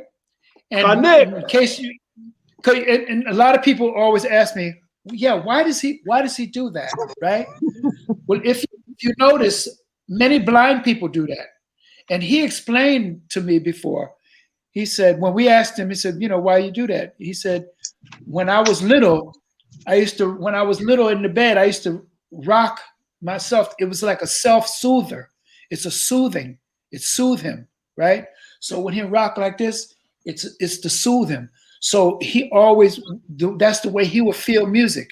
If he likes something, if he's vibrating with something, he's feeling it. He's feeling it. Like you say, his inner visions, right? His inner visions. He goes inward, and he sees the world through his inner visions, and that's what he feels it. He's a feeler. I'm a feeler, but he's a master feeler. Yeah, man, rocking to center, rocking to stability, Yes, rocking to balance that's and it. harmony. Listen to you a while ago, my brother. Listen to you a while ago, my brother. You know what comes to I and I? The African concept of Ubuntu. Yes. I am because we are. I am because we are. And having said that, poetry in motion is because we make it so. Dr. Charmaine Goodman-Teed, Stephen Wise, Mick, the 8-year-old Mick, Professor Rupert Lewis, Leighton Simit, the comedian, Martin Matthews, Benjamin Zephaniah, we'll soon talk about him a little bit more, Viv Morris Brown, Kabu Mahat Keru, Mark Stevenson, Pingwing, Style Jamaica, the Golden Tongue awardees, certainly myself, Yasus Afari. Now, Benjamin Zephaniah is one of the most successful and established poets on the planet Earth. Yasas, I will make you go down there now. But I think me have to stop the interview totally. Me now say one more word. But that was my next question for you to tell us a little more about Benjamin Zephaniah. If I can just pull up it in my phone. I could just type it. No, we're not, my brother. You don't have to do that. Listen to this now. But no, Some people I are pickpocket. Well, I know, E.T. Some people are pickpocket. We pick mine. now, this not normal tonight. I tell you. Go ahead, run it. Give us Run it. overview, man. No surrender, no Yeah. retreat. You see that youth now, Benjamin Zephaniah? Oh, would I say this now? I'm a personal virgin. You know. Hang out in my yard for a weekend and hang with him. Him come on my shows. Me and him tour in the UK. Me produce him. I have a song that I produce with him. We do work in literary works. And me know say sometimes I'm not so happy when me say it, but him not challenge me. I'm going to say it tonight and real talk with Ian and Ian. Benjamin Zephaniah got prison when he was a 14-year-old. But he was a different type of criminal and burglar. When man they broke your house, when man they share your bread, and wrap up back half of the bread left back for you. They not take the whole of it. Then man they thief your car, they wash it and carry back gas in there. That's something I tell you, you know, about my brethren, Benjamin Zephaniah. You know. So that man was a different type of criminal. And he ended up got prison, Winston Green prison in Birmingham, England, at age 14. And him take time out and rock like Stevie Wonder and go in himself and find out himself and realize prisoner not for him place that. And him use him talent and him ability. And now him have over 10 doctorates. He's now a professor at Brunel University in London and a visiting professor at Daman Fort. Him write the amount of book we stop count them now. We don't know how much now. It's too much. He was a poet laureate to the Queen of England. As a matter of fact, the Queen of England gave him an OBE. And I can't tell you what I'm telling her. Him no one of OBE is not for me. My brother sang name, the OBE is not for me. And people say him flap now. And he was rewarded by the ancestors and the system that if you go to school in England, you have to study his poetry in school by law. Wow. He worked with the BBC. He was a movie star, documentary maker, a professor, a musician, an author, a philosopher. Look here. That man is a walking university, one-man university, who got a prison and stopped go farmer school from age 14 like Marcus Mosiah Garvey. And one of the greatest black poets on the planet, bar none. This is the man who we are bringing to poetry in motion. Anybody we in the UK, we can go and go Google, work on the Google, man, because not take my word for it. No, man. We have to feature Benjamin. We pull him up right as we speak here. Yeah. go do the work. I'm here sure you say that you him no normal. As a matter of fact, he is currently making another movie right now as we speak. And people feel listening for that. And so when you go to them at the university in London and the work when you do with students, a red carpet man, Oxford University give him PhD, the major universities them. Any of him have over 10 PhD. And him leave school from age 14 like Marcus Mosiah Garvey. Prison him go. And he go back to school since that. The man is a professor at leading universities around in the UK right now. So it is a show you a poetry do that, you know. Poetry do that, you know. Yep. Yes, just beg you a minute, David. I want to let the audience know this Benjamin here. I want to stream him for a short video because he really the man of the moment right now.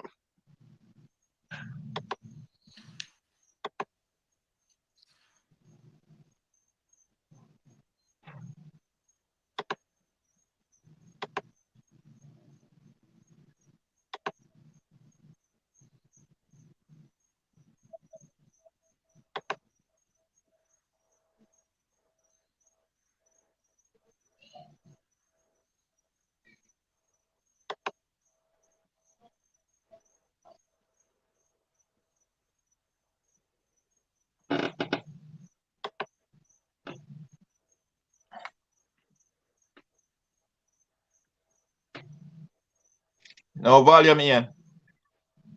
Oh, all right, sorry. Right. In the meantime, let me tell you, him have a new publication coming out called Windrush Child. So you can check that out as well. We just got that information today from our network internationally. He has an interesting publication coming out called Windrush Child. So that is something I want you. As a matter of fact, I'm going to put it in the chat so that you can share it if you want. Because I saw the thing going on. We just raise up one another and make you know the works where we look here. His mother come from Bluntas in a Treasure Beach, you know. Don't forget that, you know, Steve McCoffey. Wow. And wow. him father come from Barbados. Renito Adams is also from Bluntas. The best underground water in Jamaica is in Bluntas, you know. You don't know if they know that. And so, even though you never born in Jamaica, if you know how him feel if you come from a central Jamaica, I first him perform in a central Jamaica in the history of his life, you know, at Poetry in Motion. And I joined into the parish of Ruti Calbert, where mother come from. So it's that kind of vibe, you know. And see, we have Stephen Wise now, a whole fort down the of him. So it's a joy, my brother. When you and him finally connect and even way like the whole thing, it all release another power and energy. I can't wait. All right. I think I find it, Yasas. I think I find him here. Give me 5 seconds here. And yeah.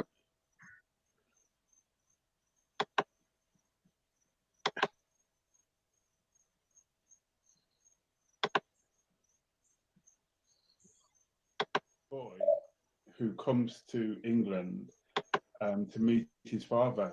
Actually, he's living in Jamaica and he knows that his father is England, but he's expecting his father to come back to Jamaica. And then one day his mother says, no, actually, we are going to join father. And he's a little bit upset by that because he wants to stay in Jamaica. He loves Jamaica. He loves playing out in the wild.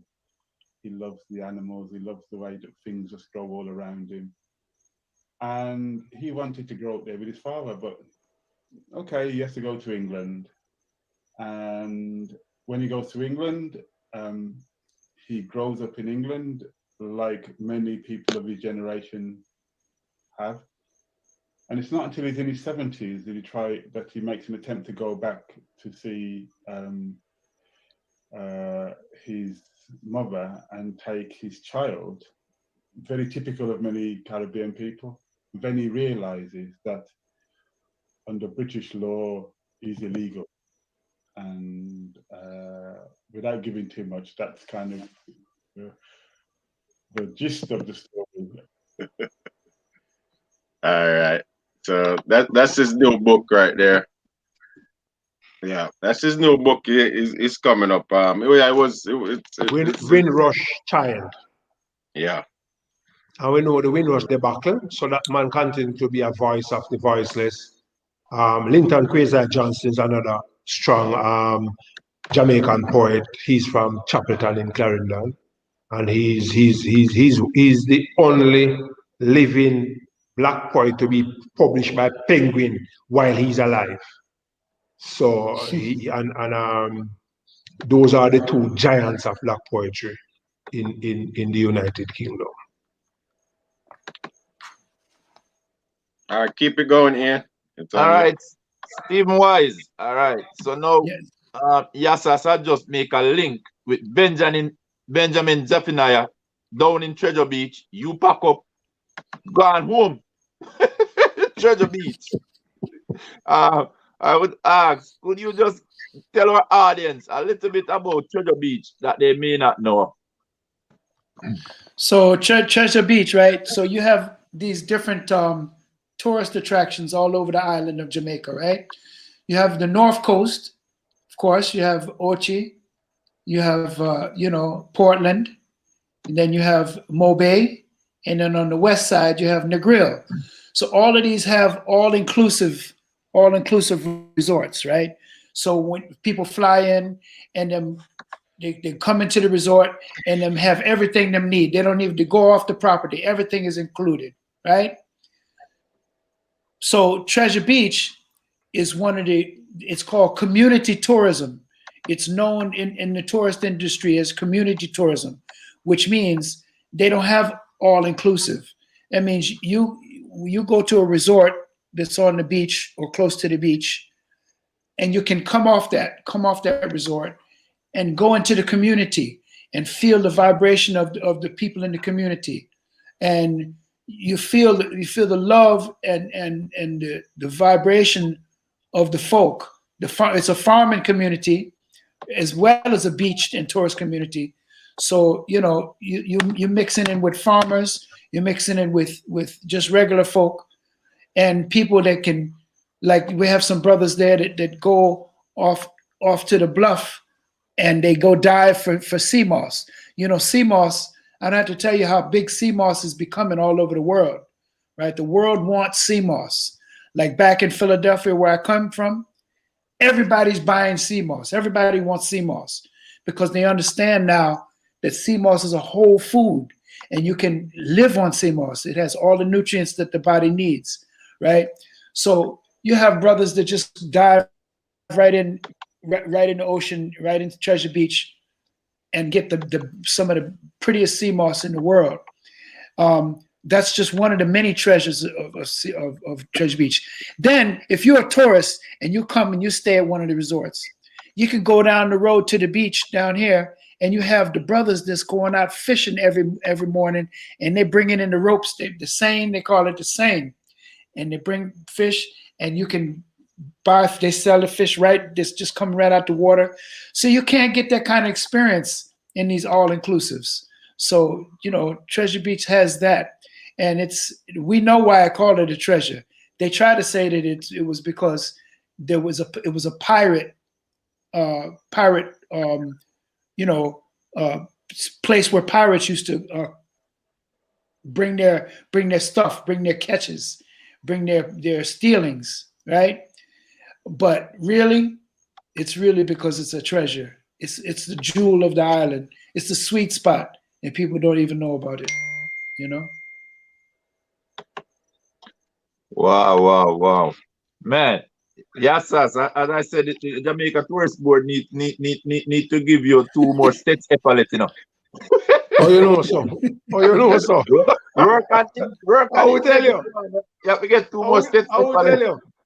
Listen, Miss Robinson, Miss Simit, and Mr. Henry, I hope you know listen. Mr. Wallace, Miss Riley, and Miss Priestley from the Tourism Enhancement Fund. I hope you know listen. Mr. Edmund Bartlett, past student of the St. Elizabeth Technical High School, Minister of Tourism. I hope you listen. Flavia Williams of the Ministry of Education. I hope you're listening to. Mr. Andrew Honis, the Prime Minister of Jamaica, whose father used to teach at the St. Elizabeth Technical High School. He's from Myersville. I hope you're listening. Hope you're seeing what we're doing in Central Jamaica, where the Red Dot people are doing at St. Elizabeth. The man said it's a jewel and a treasure down in Treasure Beach. We want to know if you value that treasure there and keep it as a sacred treasure and don't violate or prostitute the thing, but make it dear that Jamaica can full joy and the people who come in from Jamaica can full joy, live, work, study, and help to build Jamaica and help to be built by Jamaica. Yes. Yes, Yasas. I have voice with the 2 more states epaulet, man. Definitely work on integrity. We must say that about Yasas, That you normally ask that question, what you want to be remembered as, but I already know that slogan, work and integrity. That's what you stand on, you travel on, your motto for life, that, So really and truly, I just want to say, Yasas, you've been hitting this thing out the park. You and Mr. Steve Wise. I'm just smiling, man, just to know that we have both of you guys on here. And just this the sync is like, yo, it is so locked in that I can't explain this feeling tonight. Just that positive energy that is flowing, and it's just like it's circulating. Electricity, nothing can break a circuit that tonight. But Ian, they think they see and hear nothing yet. Make them tune in the virtual audience at Poetry in Motion Sunday, February 28th from 3 to 5 p.m. Live stream from the Stream of Life on IRFM, Jamaica TV radio on YouTube, IRFM JA on Facebook, as well as on Instagram and Twitter, and live intermittent broadcast on IRFM radio, the #1 reggae station in the entire world. It no Mark. Me ask Yasas, them say, who are the hosts are then I say like the moderator. Are you gonna run things? Well, boy, look here. I'm going to say this now. I wonder if we should have really share a secret with you. I know if you want to do it, floor is Yeah, yours. man. Yeah, look. Real I'm going talk. to give you all the tips and the secret. So you have to read Yes. between the lines. In terms of the host of that event, 2 people will be hosting the event. Listen me carefully, Read between the lines. First time you're going to even allude to it publicly, and maybe the only time to. 2 people will be hosting, so you have a host and a co-host.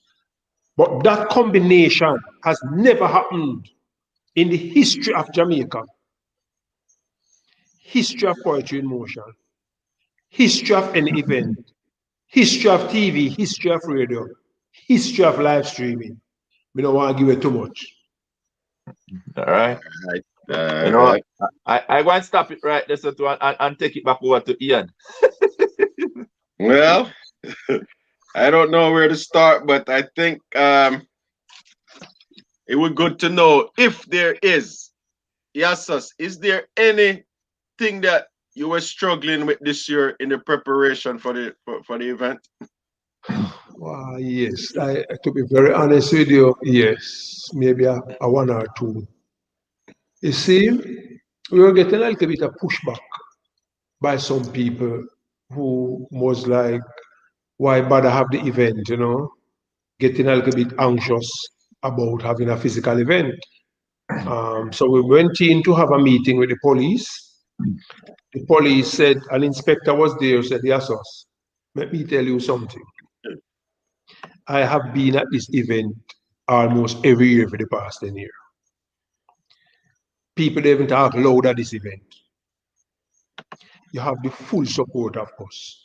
We know you're a man who want to follow the protocol because this event is responsibility you promote.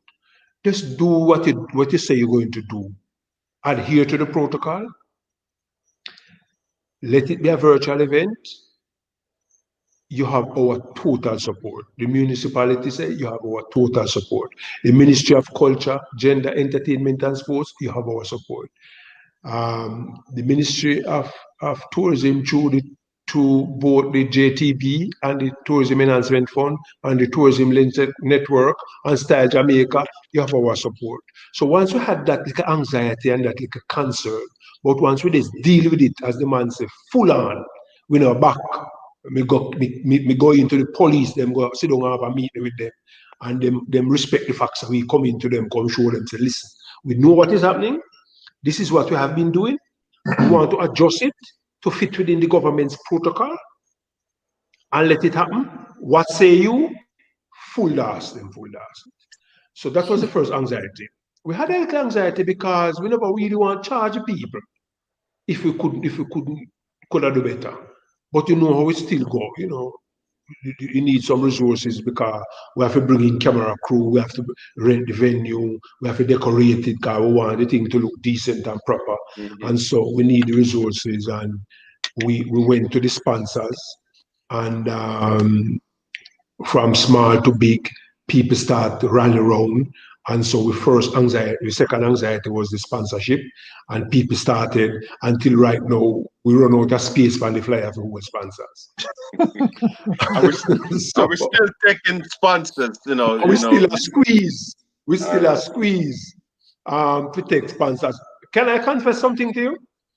Go ahead, my brother. Real Some talk. sponsors said we are on board, but we don't even want nobody to know.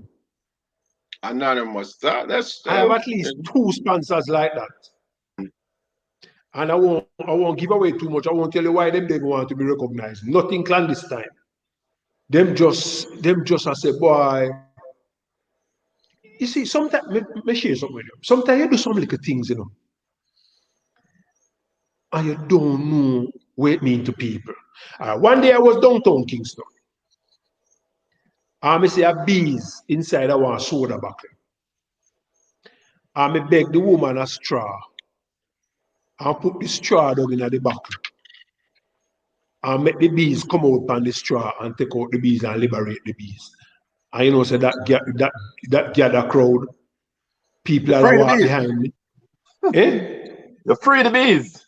Free the bees. It seems like a simple thing. You know what I mean? But the presence of mind, we even say, but it's a life form. And we know the importance of bees. Bees is one of the most important animals on the planet, including human beings. On the planet. That's right. Including human beings. And at the time when I do that, I never really know that still. But me know say boo is important. And my spirit tell me, say, no, you can't leave the bees down in the back here. And if you see how it affect the people, then these are almost like say that thing say, I want man life, me see. So sometimes the little things we do make a difference. So we are said to people in Jamaica, if he's a garbage man, the doctor is more important than you. Because if you strike, the doctor have to go turn garbage man for himself. So let's be the best garbage man you can be. The best higgler you can be. The best street cleaner you can be. The best police officer you can be. The best radio host you can be. The best that you can be, let's get your best shot, your best farmer. You know what I mean? Whatever you do, the best parents, the best housewife, the best house husband, the best conductor, the best driver. And the standard of Jamaica would rise higher and higher. You know what I mean? all right. Well said. Well said. So I'm going to follow up a little bit more with that in the similar topic. The time that I'm hanging and talking to you, I just want to. I don't know when you're excited, because you seems to be excited all the time. But how excited are you about Poetry in Motion for 2021? Just compared to everything else that you have been involved in. Well, and again, I know it's a team, and I got to remember that it's you can't speak on behalf of the team. How excited are you guys? How excited are you for this year event? Just if you were supposed to say to Ian, boy, just real talk. Right. Here we are, saying, my brother. We're driven by a certain passion. And when we were having a meeting the other day with the Ministry of Culture, they said we recognize I passion. It's the same thing that they call excitement. It's the fuel that drive purpose. You know what I mean? We're very excited, my brother, because what happened last year, where the rain started falling from after 3 and never stopped falling till 7:35, and we had standing room only. And it was one of the last publicly held event in entertainment in Jamaica. And now this year, it's one of the first major virtual event in Jamaica. So it's almost like we have a role to play and a responsibility. It is the 18th anniversary. We know the mystics of 360s were year 18. We know the relationship with carbon. So we know exactly some of the hidden meanings and nuances in that numerological significance. So we are dispensing that responsibility with honor, work, and integrity. So that helps build our excitement, our passion, our commitment to purpose, our awareness, present-mindedness, sense of duty and responsibility to give this the best shot, to let this be one of the best poetry in motion ever. We reach the biggest worldwide audience ever. Yes. The most amount of sponsorship we ever get is this year. We have never had the amount of sponsors for this event from so many countries ever. So we see say is almost like we are given a special blessing and a high favor. And we want to value that. We want to prove ourselves worthy of being given that mantle. Is a mantle have been bestowed upon us for the nation building, for the global community building. So we are motivated, we are excited, we are passionate, we are inspired, we are empowered, and we are humbled to be given that honor, that duty, that responsibility. And all of that will come out in everything we do, in all the performances on that day, to make it be such an experience that you will never forget it. Yeah, man. So what can the audience do to be other than watching? Anything you would suggest that they could do to have a more enjoyable experience, or anything in Yes, place? yes, a more full enjoyable experience. We are saying to the people, start center yourself. Kofi White said earlier. Find the cockpit country within yourself. Find the cockpit within yourself. The cockpit where the pilot govern the plane from. We are a space capsule. So start by centering yourself, balance and harmonizing yourself, and come to the space with that and be a part of the human satellite. We are going to journey into the ancient future by the time capsule called Poetry in Motion 2021. All So we right, are well going to said. renovate every cells in our body, every cell in our body, every proton, every neutron, every electron, every atom, every molecule, every tissue, every organ, every system, every living entity. It is a renewal, a revibration, a reset, a recalibration, a realignment. Realignment with your spirituality and your purpose, with your destiny, with your origin, with the creator. Deep breathe deeply, connect with the solar plexus, connect with your breath, and bring that to the space. And this is going to be like a chalice, the communion cup where they pass on with the wine. The ganja man chalice will pass on in a circle. Well, this will be the mic and the poetry and the word sound and power. Psychic, social, artistic centrality. We are creating a oneness that is indestructible and untouchable, that is immortal. We are orchestrating instruments of immortality. So the memories that we will create will become the sperm and the ovum of time and life. So we will move from infinity to infinity, eternity to eternity. Because we were before time, and after time expire, we will continue the journey. So we are creating that reality, that construct that can facilitate and materialize that vision to immortalize and perpetuate that experience, the experience of oneness, psychic, social centrality, oneness, one earth, one love, one humanity. Marcus Garvey said, one God, one aim, one destiny. And did you saw the thing there? All right, well said, well said, well said, well said, well said. So Woo! this question I'm gonna ask you, you can tell me if you want to answer it, or you can promise me that. No, you don't have to promise me. You can tell me that after the event is gone. When the event is over, you come back on Real Talk and give us an update. But what does the future hold for Poetry in Motion right now? I know this we're focusing on this event, so that's why I said it's a question. We can put it on the table, or if you feel like answer it, you can. But what's the future holds for Poetry in Motion? Give thanks for your graciousness, my brother. Respect that. What happened is that we'll continue doing what we are doing as long as we are capable by the powers of the Almighty. We never make ourselves. This is not our idea. We are just an instrument and a custodian of this vision and this idea. And so we are honored. It's a privilege and it's a duty. And we'll continue to do that as long as the Almighty give us the privilege and the honor and the energy and what it takes. However, the 20th anniversary of Poetry in Motion shall be on the 26th of February 2023. We are already planning for that. We have already booked performers for that already. And so the 19th anniversary is an intervening year. And so we're using that as a step towards the 20th, because 2 decades for doing this is unparalleled in most parts of the world.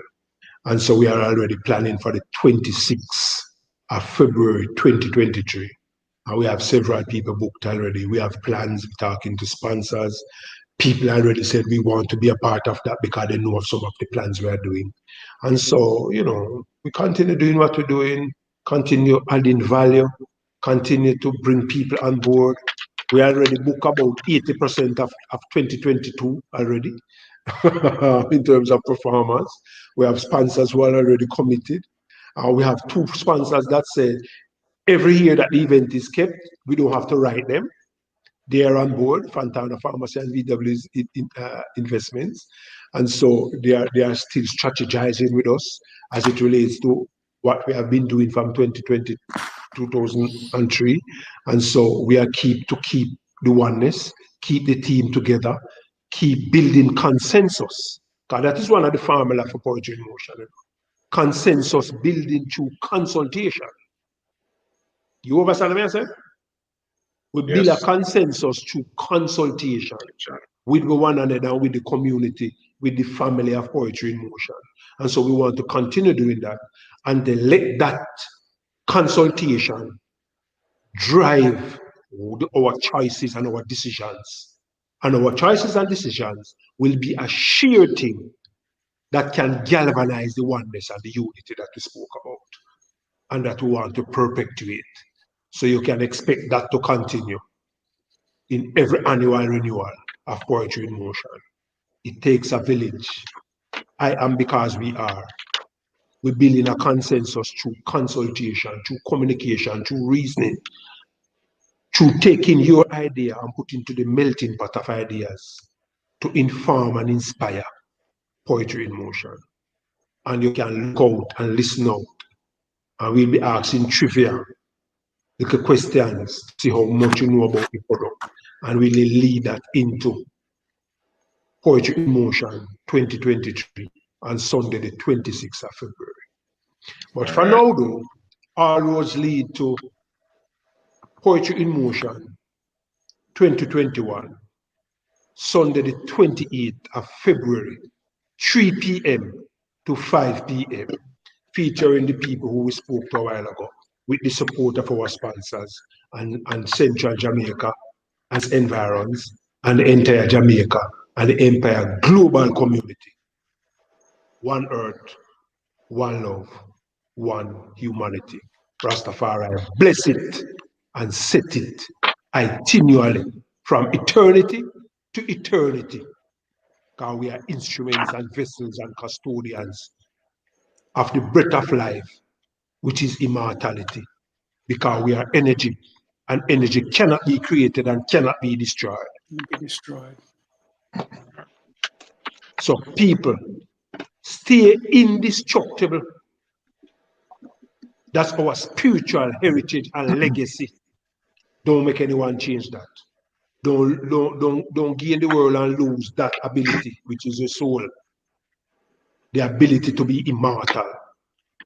The ability to be created, or to create but cannot be created and cannot be destroyed. But we can transform from one state of existence to the next because we are multidimensional, multi-existential, interplanetary citizens of the multiverse. All right. Coffee. You understand? For me, Let- you make that sound. Where is the coffee? The wise man. Well, you Where's the talking my coffee, right? language. You talking my language, brother. Okay, thank you. So Let- we're speaking wisdom, knowledge, and understanding. So that's a nice segue to my little contribution here. When you said that it's significant that it's the 18th, right? And you associated with 360, right? So I don't know if the listeners understand the science of nine, really understand the science of nine. Nine is completion. So 18 represents 1 plus 8, right? When you break 18 down to its simplest form, it's 9. So 9 represents completion. That means, well, some schools of thought say, well, 7 is supposed to be completion because creation was 7 days, right? But no, it's not true. 9 is completion. And I can prove it 5 different ways, 6 different ways. 1, 360 degrees is a full circle, right? And 3 and 6 is 9, okay? How many months is a woman pregnant? 9 months. And then she conceives a child, right? The numbers, when you start from 0, how far does it go?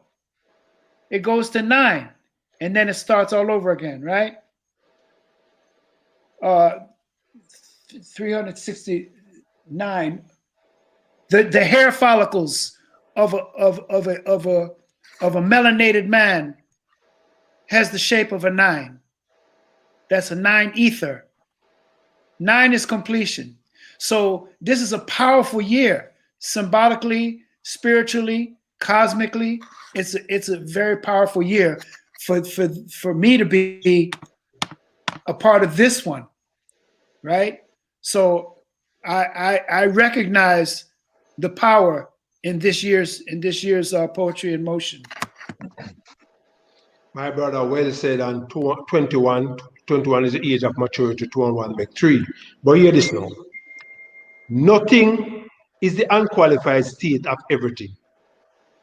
So nothing is everything in its unqualified state. As a matter of fact, nothing is really not nothing. Nothing is not 10.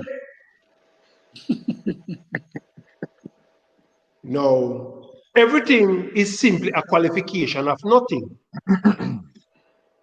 Let us count. 0, 1, 2, 3, 4, 5, 6, 7, 8, 9. And you have to start all over again. 10 is really 0. And 11 is 1, 12 is 2, 13 is 3. You go to 19, the same thing happen.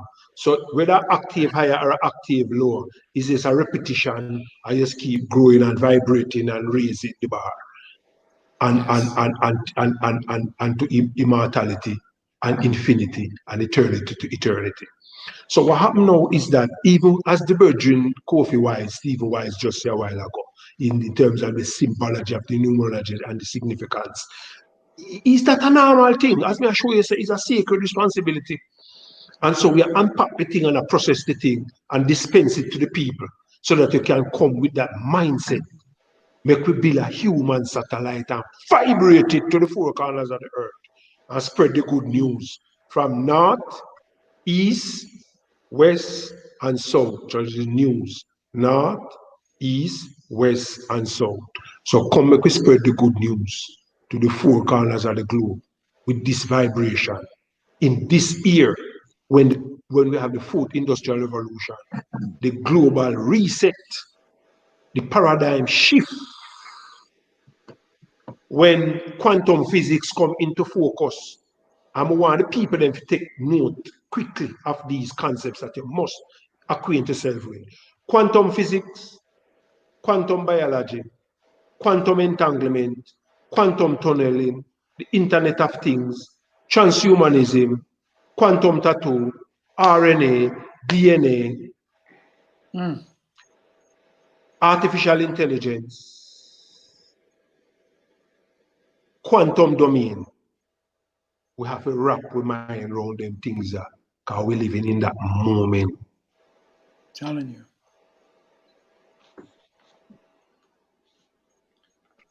All right. Well said. And I wish we could just get a rewind and come back again. But, we're going to save that for the viewers to do that. But that was something that we would have rewind 2 or 3 times if the time persists. I got 2 more questions for you, Yasus. I'm going to hold them a little bit because I want to close out with them. I'm not ready to close out those. Stephen, just gonna in conclusion, I know that Yasas has been, I don't know if we need to talk about if you go by any other name and just tell us a little bit about that, or how could people find you if they want to learn more about you? If they want to, book you, if they want to contact you because you has performed I mean, you have the capability of lock down any private function, so just tell us for people that would love to to connect with you for weddings, and just give us a little breakdown of how can they do that. Yeah, man. So it's real simple. My social media handle is Stephen Wise Music, and that's StephenWise Music. So that means my YouTube channel, my Facebook, and my Instagram, and my website, StephenWiseMusic.com. Okay? So all my contact information, you can go to my website and find it, StephenWiseMusic.com. Right? Very simple. All right. So are there any special criteria? Are you open for any booking anywhere in Jamaica? How anywhere. I travel. I have my own transportation. I bring my own sound. Right. Okay. So all you need to do is just give me the date, and we negotiate, and it's there. As long as I'm not booked, I'm there, and I will. I'm confident to say that I will make it a very memorable event for you and your loved ones and your friends and your family. All right. So typically, if I'm in Jamaica and I'm around the south side, is there any place that I would go to find you on any particular day you might play at a certain place? Right. So I'm also very blessed to be able to say that out of all my musician friends from near and far, I'm the only one that's actually got a gig every weekend. Yeah. I'm playing at a resort called Lashings in Treasure Beach, and I'm there Saturdays and Sundays. Okay. So I'm very, very happy to be able to play live music, and of course it's within the protocols, social distancing and whatnot, but still it's a platform that I'm able to keep my chops, so to speak, very sharp, right? Because I'm playing every weekend and I'm singing every weekend. So my chops are real sharp right now. Yes. All right. Well said. Thank you for that information. And just this is a little friendly question from me. You've done so many things. You're multitask, you produce, you write. In terms of the music part of it, who are some of the musician or that you draw inspiration from? I seen some of them guys. Not, I got to take that up my vocabulary, but I see a lot of brothers that you sing their songs and stuff. So, who are some of your favorites? Well, I mean, I like what in terms of the new people, the young people.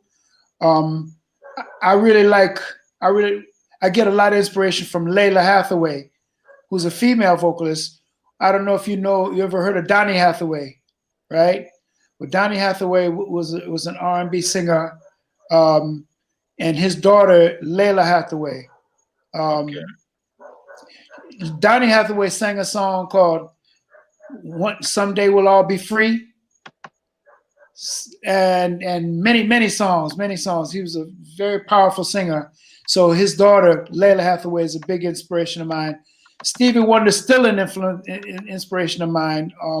In terms of some of the younger artists, I like Bruno. I like what Bruno Mars has been doing because he's able to go back and play the genres, the older genres, and put a modern twist on them. I like the way he does that, you know. And there's many more. I love some of the new reggae artists, boy. There's too many to name, you know. Okay. But let's just say I keep my ear to the ground and I stay open and I stay humble, so that I can receive receive all of the inspirations from all over the place. And I'm never too old to learn new things. So that's pretty much there. All right, well said.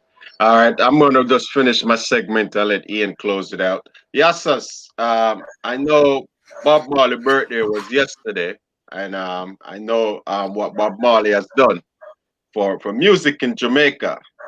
My question to you, if you was,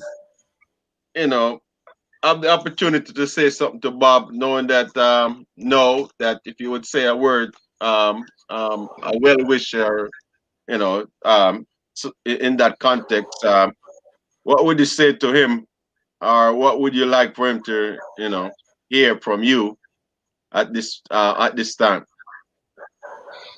I remember saying, we still not subscribe to that, Okay. So, what I mean? We say energy cannot be created and cannot be destroyed. I think Bob shared that same vision when him say, I got tired to see my face. Can't get you out of the race.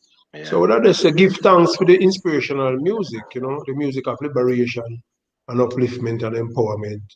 Because we are the people who refuse to die. In fact, we live that death must die. Because we are the people of the Black Resurrection. We were crucified on the international cross of slavery and colonialism, burdened to the sepulchre of death and captivity. And the tomb became a womb and gave birth to the concept of Rastafari. And so Bob Marley played a whole important role in nurturing that concept and give the people that power and that liberation. So we want to say to Bob Marley, give thanks. And we are going to continue to give thanks and hit the people, feed the people, uplift, empower the people, clothe the people with music, and we'll be all right, Give us the teachings of His Majesty, because we don't want every philosophy. You know what I mean? So we love the musical inspiration, and would I really say gratitude is a must. So we give thanks to Bob Marley for giving us those melodies and those poetry and those songs of redemption and liberation and upliftment. So we say give thanks, Bob Marley. Bunny Rocks are your earth here too. Give thanks, right. Speed, and keep on keeping on, All right. And Miss Stephen, I'm gonna ask you a similar question, but I'm gonna ask you about Peter Touch. I notice you well, I know you sing a few of his songs, but just tell us what you admire and what you would what you would say to Peter right now. Well, of course, Peter, I would say thank you, brother, for your strength and for your revolution, the spirit of revolution, the spirit of non-conformity to the corruptions of the world. Your upliftment of the cannabis, the ganja. The medicine, one of the medicines of the planet, the strongest medicines in the planet. So and the songs, the never-ending songs, the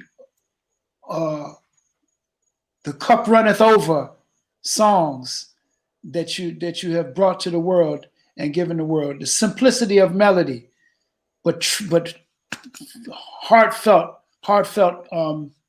Lyrics and heartfelt voice, your voice, the strength of your voice. He wasn't necessarily the virtuoso that Stevie Wonder is or Bob, but the feeling, the sincerity, and the realness of both their voices, right?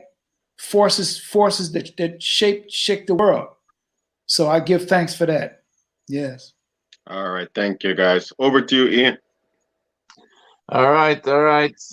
A good final segment here. Yasas, I could not leave the platform this afternoon without touching you with this question, because just as you have shouldered poetry on a whole, you have basically toured the world on this, platform poetry. We know also you are a man who stand tall when it comes on to Rastafarian, Rastafari, Rastaman, real Rasta culture. All right, you even go on to write a book, I think, Understanding Rastafarian. So somehow they had mentioned you being a education minister, but really and truly, you are in that sense of the Rastafarian faith and culture. So, for someone who is out there and doesn't really understand the whole culture, when a man says Rastafari and the Rasta faith and the culture, could you just, in a nutshell, give us an overview of the whole Rastafarian faith? I don't know if Steve Wise, I don't know if we're here, if you personally, I don't know the faith, but I'm gonna let you touch on that faith also. But just have Yasas, who is an educator in this field, just share something with us about the Rastafarian faith. Right. The book that you referred to is Overstanding Rastafari, Jamaica's Gift to the World. And it's a book that is used right across the world in several universities, penal justice system, in social work, in education, as a reference text for Rastafari. Well, essentially, I studied sociology at States, and sociology teaches that the basic unit of any human existence is the individual, and the basic social unit is the family. And a family comprises father, mother, and child, or father, mother, and children. By expansion and extrapolation, humanity is a family, which must subscribe to that very basic definition of what a family is: father, mother, and children. Just like in the heavens, so it is in the earth: sun, moon, and stars, father, mother, and children. So we see His Imperial Majesty and Empress Menem as the father and mother of all humanity. And so we are the children. And so just like Christ was crucified on the cross of Calvary, as according to the Bible story, and he conquered death and the grave and was resurrected, there's a relationship between the singular and the plural. So we are the plural rendition of Christ. We are a people who were crucified on the cross of slavery and colonialism, buried into the sepulchre of death and captivity through the transatlantic genocide. We refused to die, and the grave of slavery and colonialism became a womb and gave birth to us as a people who breed new thoughts, new perspective, new hope, new values, new love into the temple of the family of humanity. So that really encapsulates and epitomizes what Rastafari is. Rastafari is a levity of spirituality. And spirituality is the network which connects us, one to the other, to the universe, and to the source of our existence, who is the creator. So we are an experiential levity of spirituality. So it is a levity which uses fundamental principles of life and the universal laws and apply them as the circumstances require. So we are not dogmatic, we are not religious, we are spirits who apply the principles as the circumstances necessitate them, as the circumstances necessitate. So we are this natural living human beings who apply fundamental principles in a positive way as the situation merits.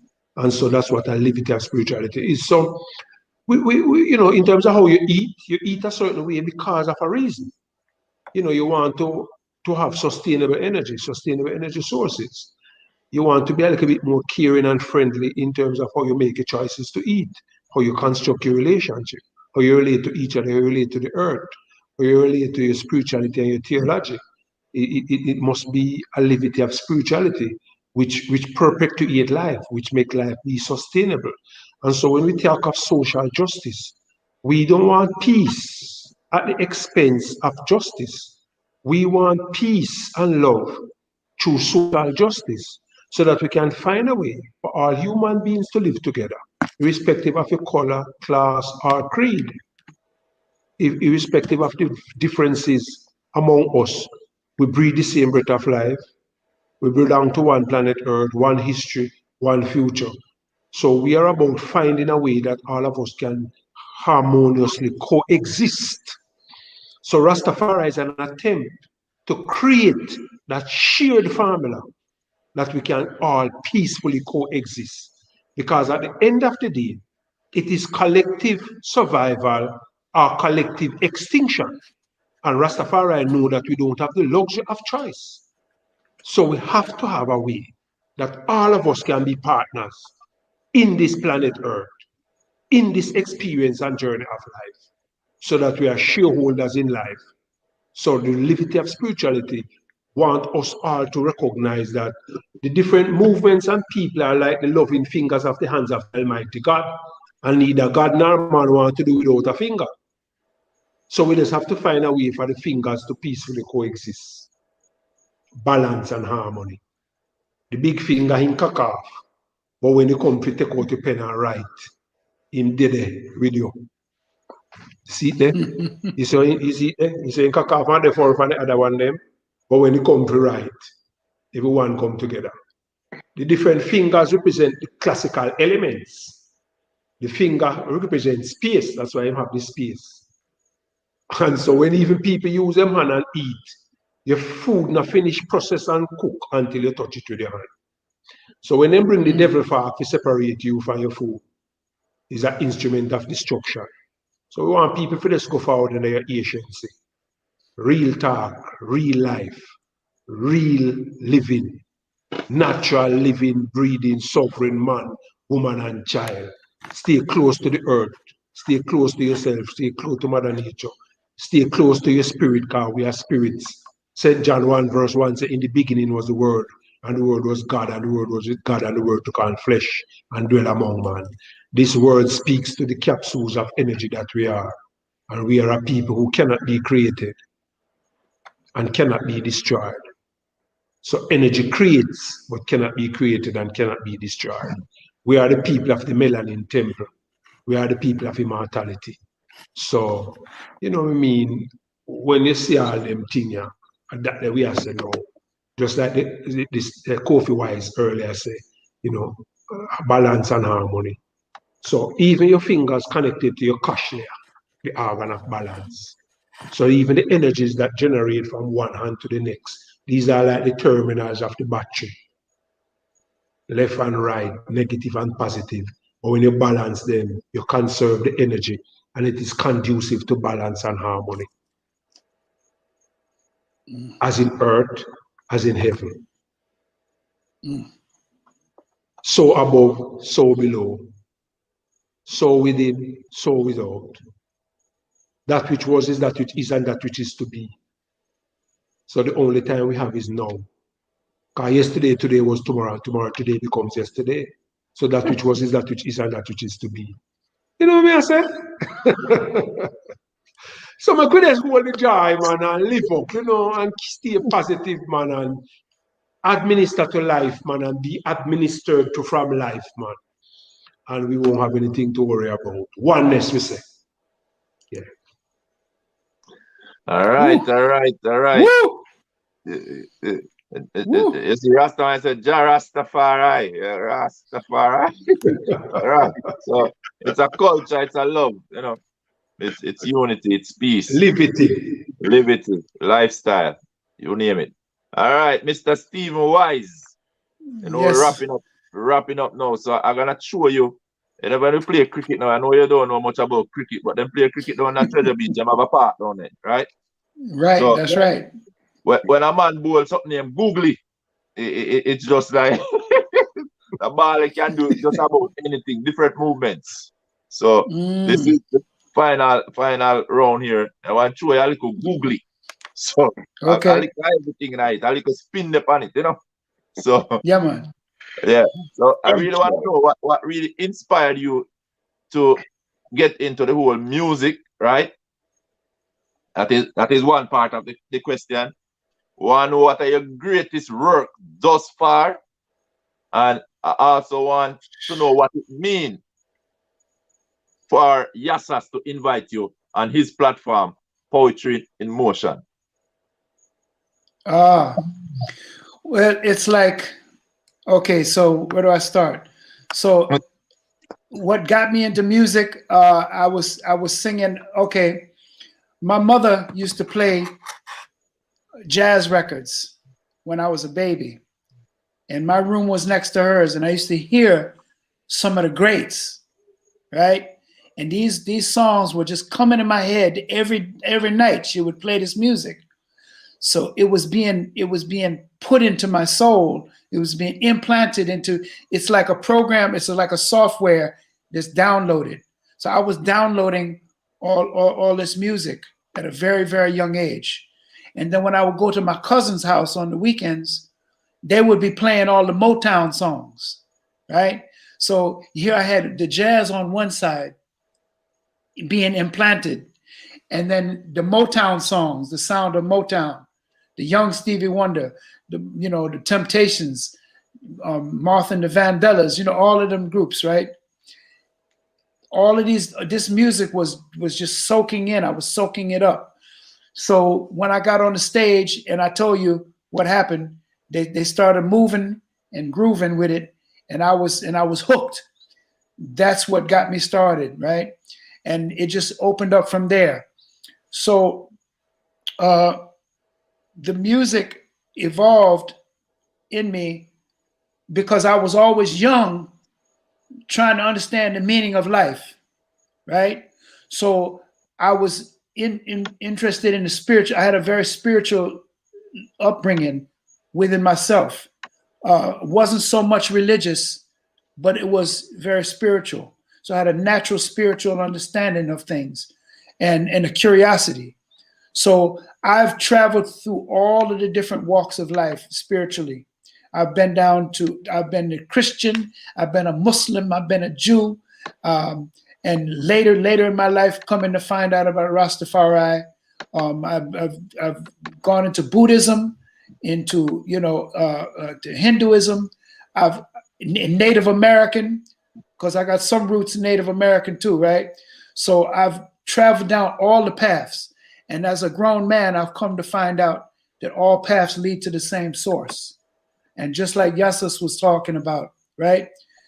Now, instead of going to a church, the body is your temple. I realize, understanding that the tree of life that he spoke about earlier, the tree of life is you. We are the tree of life. You are your own tree of life. And your body is your temple. So when you put things you don't want to defile your temple. So you eat things that are feed your brain, your computer, and nourish your body, right? So that your body can be in balance.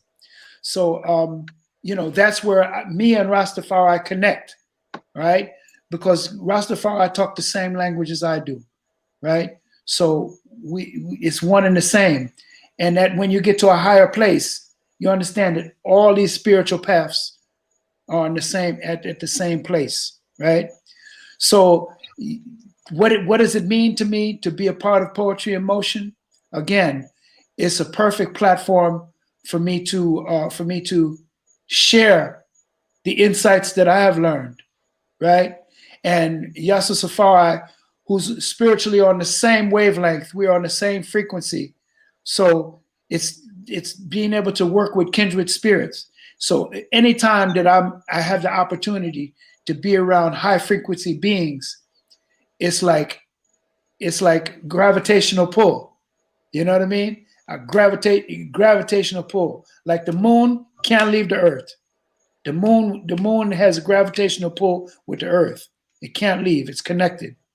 So now we are connected, and we're going and it's going to flourish from here. And we're going to help and build that satellite, or I'm going to be a part of that satellite that's already in motion. I'm going to become a part of it, and we do the work that we have to do. Yes, man. And I wanted to leave you with a poem of mine to end my piece, right? It's called Oneness. As I reflect upon my existence from beginning and before, 7 billion have been produced so that God can experience self in multitudes.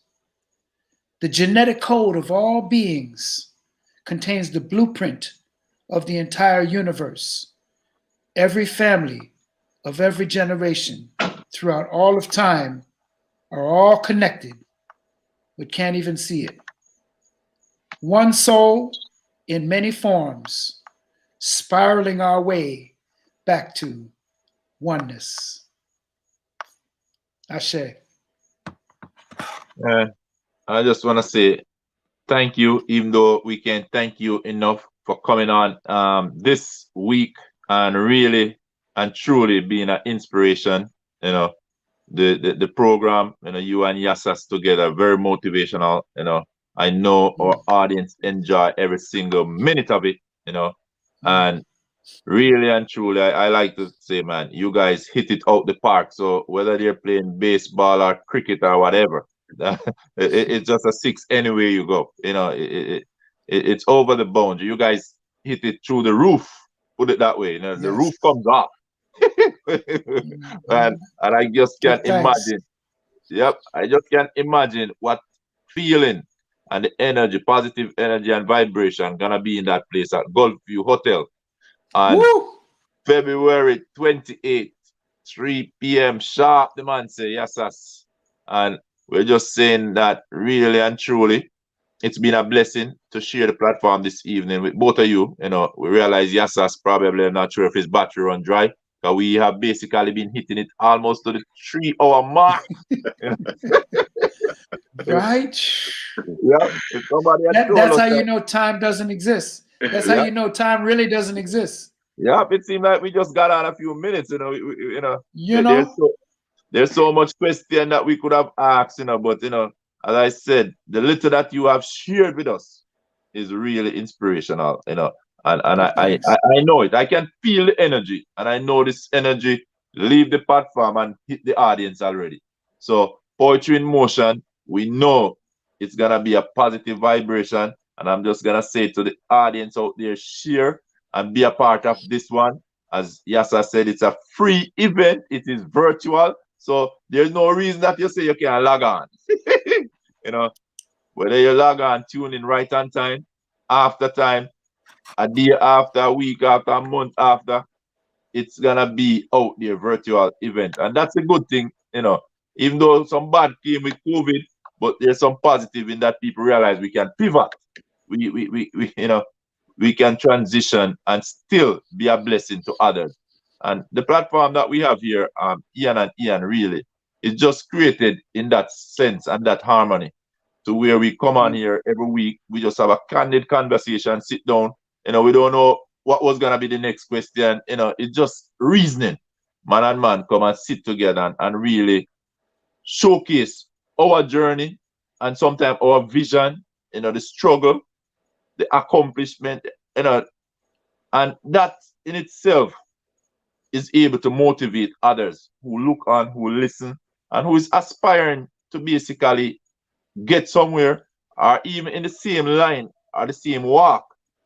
And with that, I'm gonna just have you just say something to anyone out there who, whether they're looking to take up music in itself, artists, or they like to go into poetry, or they just wanna play an instrument, but the vision that they have is to do something musical, because we know the sound, it makes a difference, that positive vibration, that energy. So I just ask for you to speak into the life of others who may just want to walk this journey. Yes. If you ever played an instrument before and put it down because it was too hard, or you got interest in something else, I suggest that I highly recommend that you pick your instrument back up, because it's never too late to learn your instrument. It's just, if you want to bad enough, you can learn it, right? If you have if you have poetic notions, poetic tendencies, to write your ideas down and never feel that there's an obstacle. Never feel that you can't. Again, I say, if you really want to get ahead and move ahead in life with your full life purpose, remove the word can't. Remove all obstacles from your mind. Everything is possible. You can manifest anything that you want if you want it bad enough, right? And the world is yours for the taking. All you have to do is not believe it, but know it with certainty that you can accomplish anything that you want to accomplish. The music will put your life in a different type of balance, right?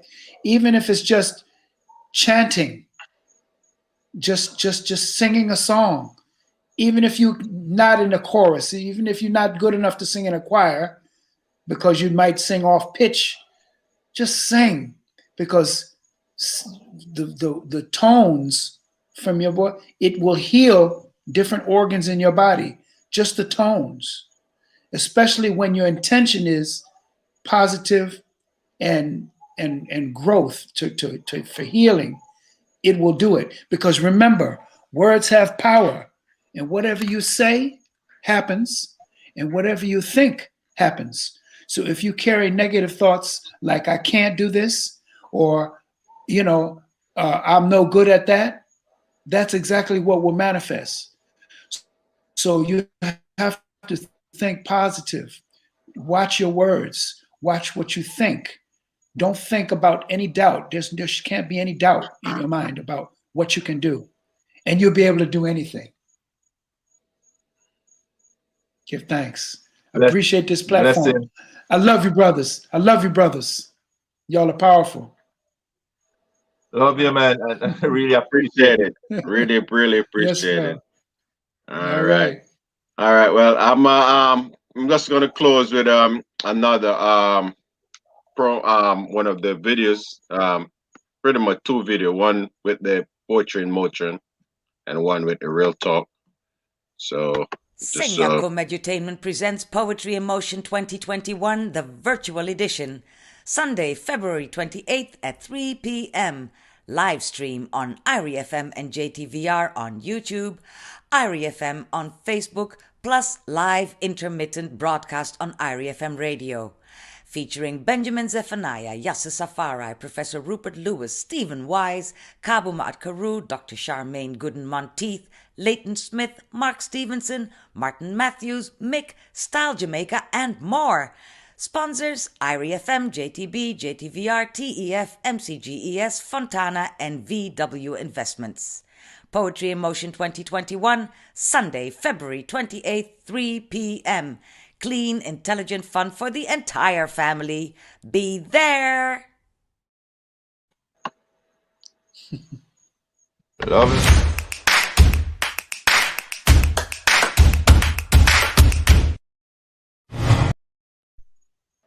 all right. Woo! Greetings, family. I am Stephen Wise, aka Ras Catriel, and I am singing for you today Peter Tosh's I Am That I Am, one of my favorite Peter Tosh songs.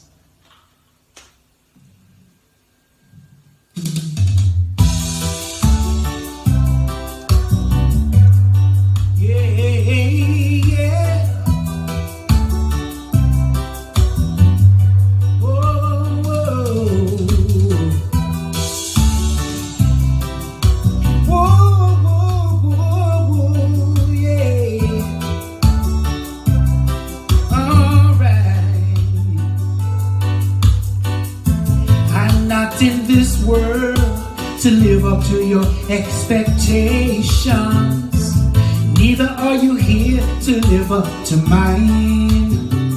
Yeah. All right. Yeah, why you cut it here? Just give a preview. You got to go to Stephen White. We'll have to book the man. All right, Steven. We're gonna link up, Yes, man. bro. I'll touch base with you. I love to, as I said, we're gonna love to talk to your wife. She likes you doing Definitely. some good things down Oh, there yeah. in the area. Oh, Yeah, man. yes. So, all right. So we give All right. thanks. All right. Looking Respect. forward, yeah? All Respect. right. One love. A All right. Bless blessing. up, man.